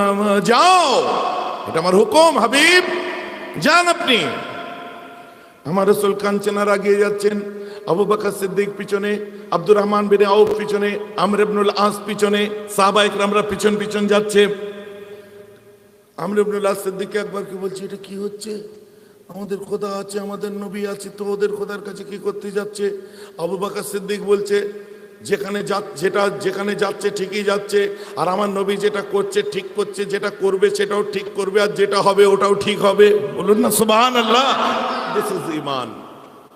নবী যাচ্ছে, পিছন পিছন যাব, আমার অত বোঝার চিন্তা করার দরকার নেই। সিদ্দিক একবার পিছনে পিছনে গেলেন, সবাইকে বলছে হ্যালো, বলছিলাম না খোদা টোদা কিছু নেই, মোহাম্মদ দেখো যাচ্ছে আমাদের বুতখানার কাছে। আমার রাসূল যেতে যেতে যেতে যেতে কান্নায় বলছে আল্লাহ তোমার হুকুম ফিরিয়ে নাও। আল্লাহ বলছে মোহাম্মদ গো আহেড, আগিয়ে যাও। আবার কিছু দূর গেছে, আল্লাহ তোমার হুকুম ফিরিয়ে নাও, যাও তুমি আগিয়ে যাও। একদম বুতখানার সামনে গেছে, যাওয়ার পরে আমার রাসূল আল্লাহর দিকে ঝরঝর করে কোকিয়ে কেঁদে উঠে বলে, আমার আল্লাহ আপনি কি আপনার হুকুমকে ফিরিয়ে নিতে পারেন না? আল্লাহ আপনার হাবিবের বুকের কষ্ট কি আপনি বুঝতে পারছেন না? ওই সময় আমার আল্লাহ বলছেন, হে হাবিব তোমার কষ্টে তোমার খোদার কষ্ট হয় এটা তুমিও জানো, তবে তুমি একা যাচ্ছ না, ইন্নী মাকা, আমি আল্লাহ তোমার সাথে যাব। আমিও যাচ্ছি তো তোমার সাথে, আমি একা কোথায় যাচ্ছি? আল্লাহ রাসূল বলছে বিন্দাস জানে কা কোই টেনশন নেই, এখন তো আরামে যাব, কোনো টেনশন নেই। নবীজি আমার আগিয়ে যাচ্ছেন, আল্লাহ রাসূল আগিয়ে যাচ্ছেন। যে বুতখানার সামনে গেল, আবু জেহেল বলছে মোহাম্মদ আজ তেরা ঘমন্ড তোড় দিয়া मैंने। নাউজুবিল্লাহ বলুন, সবাই মিলে বলুন নাউজুবিল্লাহ। আজ তোমার ঘমন্ড শেষ করে দিলাম আমি। তো আমরা জীবনে আল্লাহ ছাড়া কাউকে সেজদা করতে পারবো? কোনো কবরকে সেজদা করব? কোনো কবরে ফুল দেবো? কোনো কবরে চাদর দেবো? কোনো রকম শিরক করব না। আমরা শিরক বিদআতের ঊর্ধ্বে। কারণ না অমুক ফতোয়া অমুক আছে, ভাই সবার ফতোয়া সবার কাছে আছে, কিন্তু আমি উলিল আমর মানি। আমাদের বিরুদ্ধে সারা দুনিয়া থেকে এখনো কোনো লিখিত ফতোয়া নেই, মুখে অনেক কিছু বলেছে। এমনকি আকাবেরে উলামায়ে দেওবন্দরা, এমনকি আকাবেরে উলামায়ে বেরলভী যারা আছে, তারা পর্যন্ত বলে গেছে যে ফুরফুরার মাশরাবকে কোনোদিন গলত সাব্যস্ত করা যাবে না। এটা আমাদের কাছে বিরাট প্রাপ্য। অতএব আমরা হক মাশরাবে আছি, শিরক বিদআত মুক্ত একটা মাশরাবের মধ্যে দিয়ে আমরা চলি। সারা ওয়ার্ল্ডে হ্যাঁ, ছোটখাটো ব্যাপার নিয়ে অনেকের সঙ্গে অনেকের দ্বন্দ্ব, আমাদের সঙ্গে ছোটখাটো ব্যাপার নিয়ে অনেকের সঙ্গে দ্বন্দ্ব থাকতে পারে।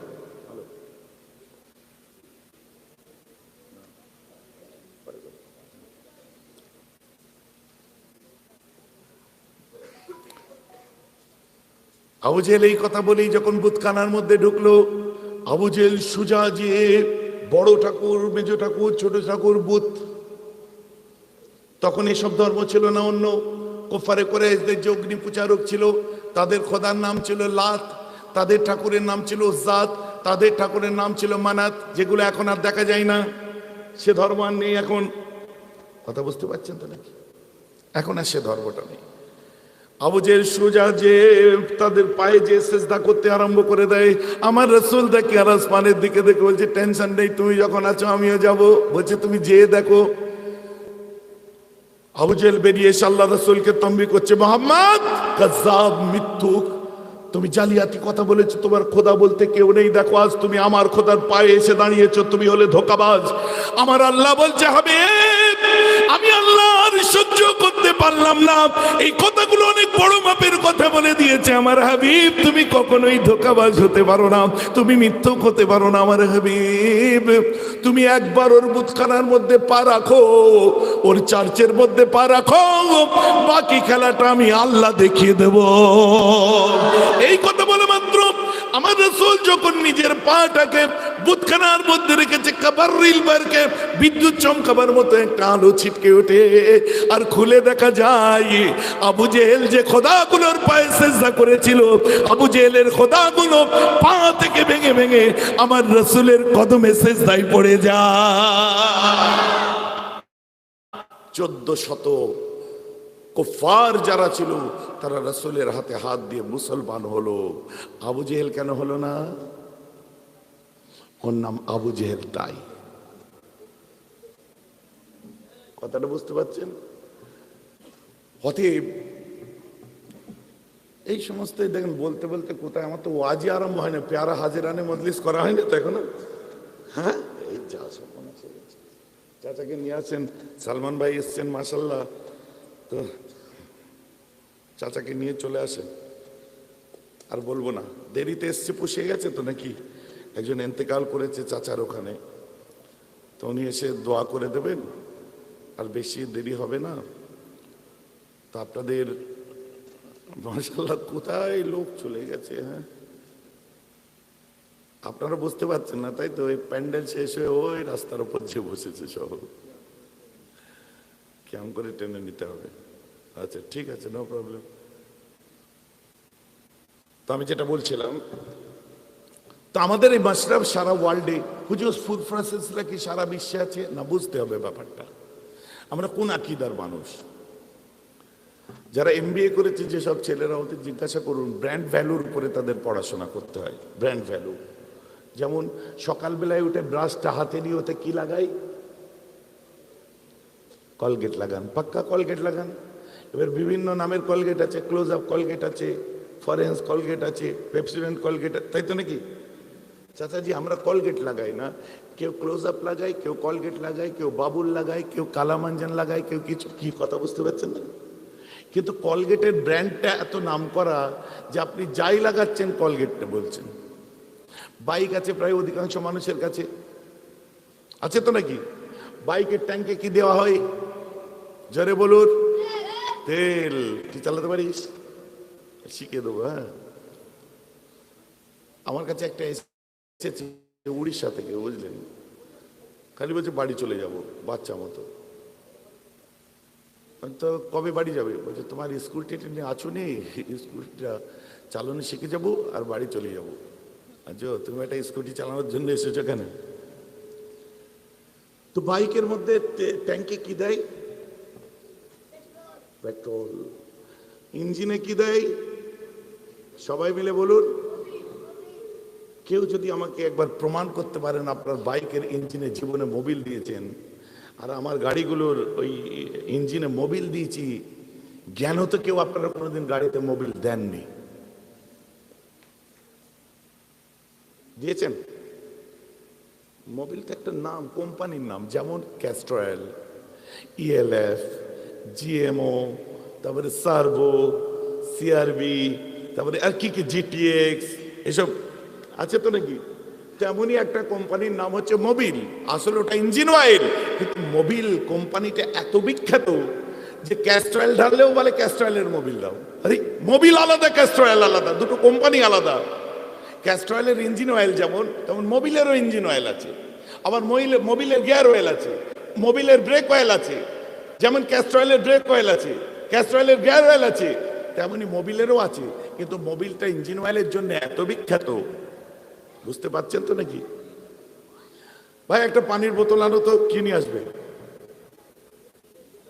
বিসলারি কেন, অন্য কিছু আনতে পারতেন। ব্র্যান্ড ভ্যালু, বিসলারির প্রচার বেশি, কিনলের প্রচার বেশি। এক কফি নাও, আমি খেতে পারি, হিমালয়া খেতে পারি, বিভিন্ন খেতে পারি, কিন্তু আপনি বিসলারি বলছেন কেন? ব্র্যান্ড ভ্যালু বিসলারির হাই।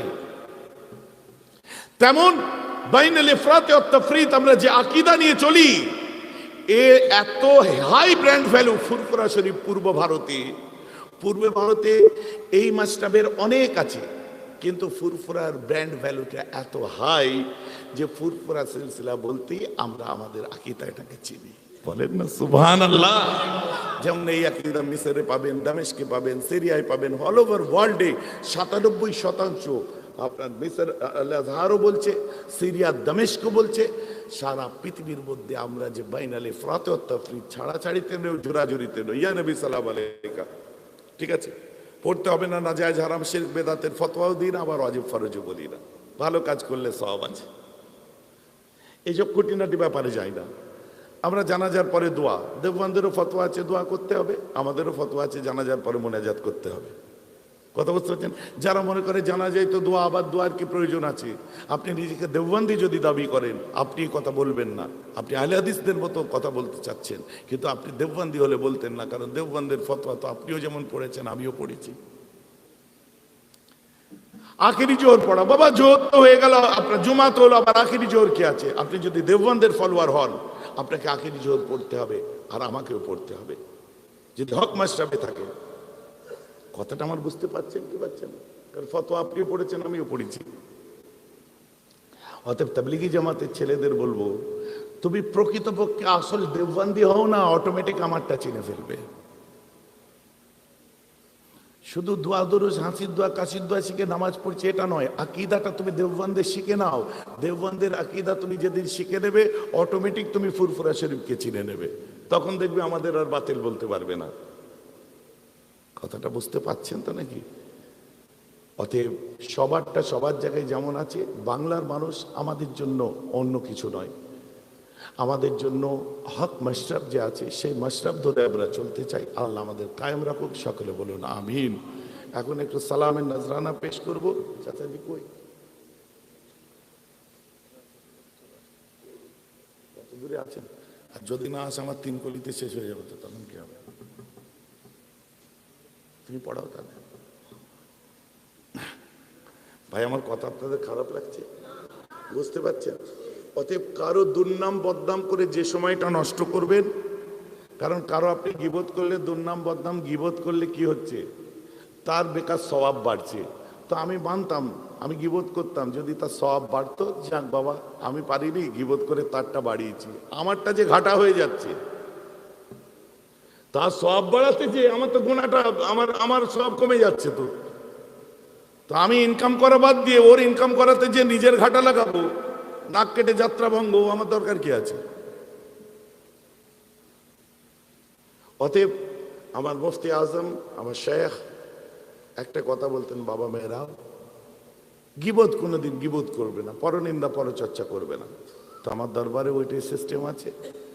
আপনারা যারা যান তারা জানেন, আমাকে অনেক কিছু শোনাতে আসে, এই কি করলো। বিশেষ করে মিডিয়ার কথা জিজ্ঞাসা করুন। মিডিয়ার সামনে যখন বসিয়ে এদের সামনে, তো এরা তো প্রশ্ন এমনই করে, বা এদের সঙ্গে যে প্রাইভেট আপনার যে ডিসকাশন যেটা হয়, অমুক কি বললো, এই ডিসকাশন করে নিজের বক্তব্যটা সব দেয়, তাই তো? কিন্তু ওদের জিজ্ঞাসা করুন কে কি বললাম, এদেরকে তা জিজ্ঞেসও করি না, আমি আমারটা রেখে দিই দাম করে। কি কথা ঠিক না ভুল বলছি? আমি আমারটা বলে দিই, কারণ আমার জানা আছে আমার বক্তব্য টিউবলাইট টাইপের। আগেও টিউবলাইট বোঝেন নাকি?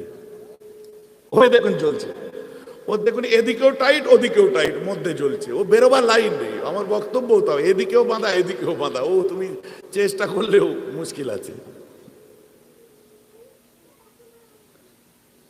খালি হিসাব থাকতে হবে বক্তৃতা দেওয়ার। আসুন আমার রাসূলের উপর সালামের নাজরানা তো কিভাবে পড়বো? উযু করার পরে যে পানিটা রয়ে যায় লোটার নিচে, ওটা কিভাবে খাওয়া সুন্নত? দাঁড়িয়ে। কেন? ওই পানি আপনাকে আল্লাহর ইবাদতের কাবিল করেছে, তাই তো নাকি?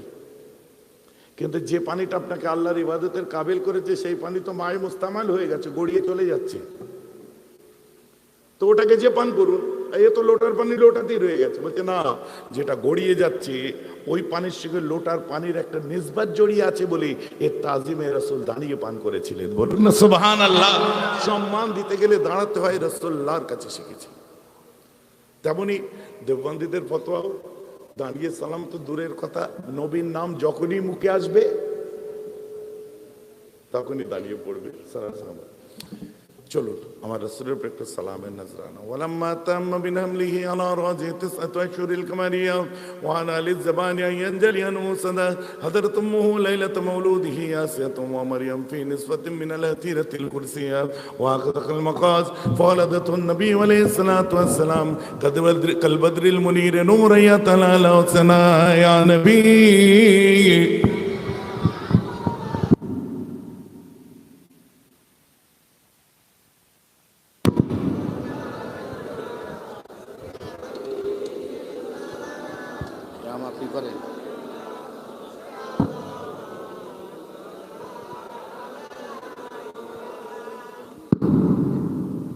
ভাইজান,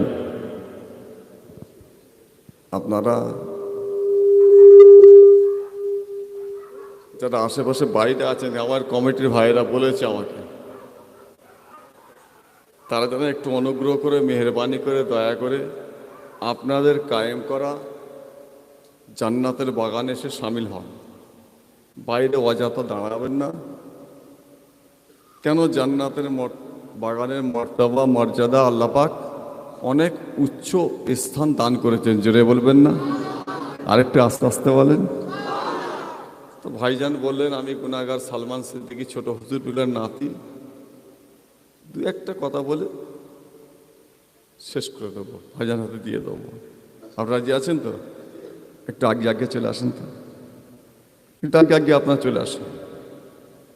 আপনারা যারা ওই সাইডে আছেন তারা ওই সাইডে ঢুকে যান তো, কেন অনেক পিছনে দাঁড়িয়ে আছে, তাদের অসুবিধা হচ্ছে। আর এইদিকে ভিতরে আছে, অনেক বাইরে আছে, ভিতরে চলে আসেন। लाए थे ईमान जो तुम पर क्यों न दे उखजा आने तुम पर मेहरबान रहमान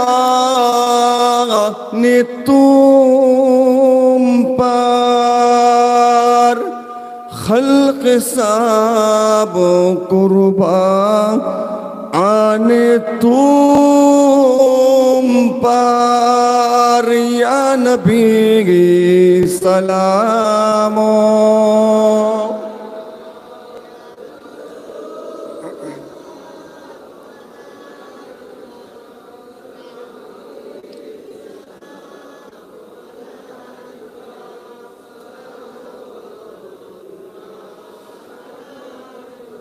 जब नबी पैदा हुए थे सब मलाक दर पर खड़े थे। रब सल्लिम पर रहे थे बाअदाब यूं कहे रहे थे নবী সালামু আলাইকা।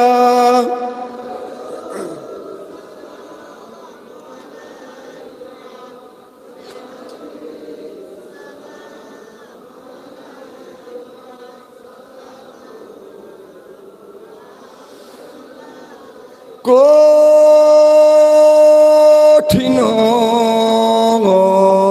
হাসরের দিন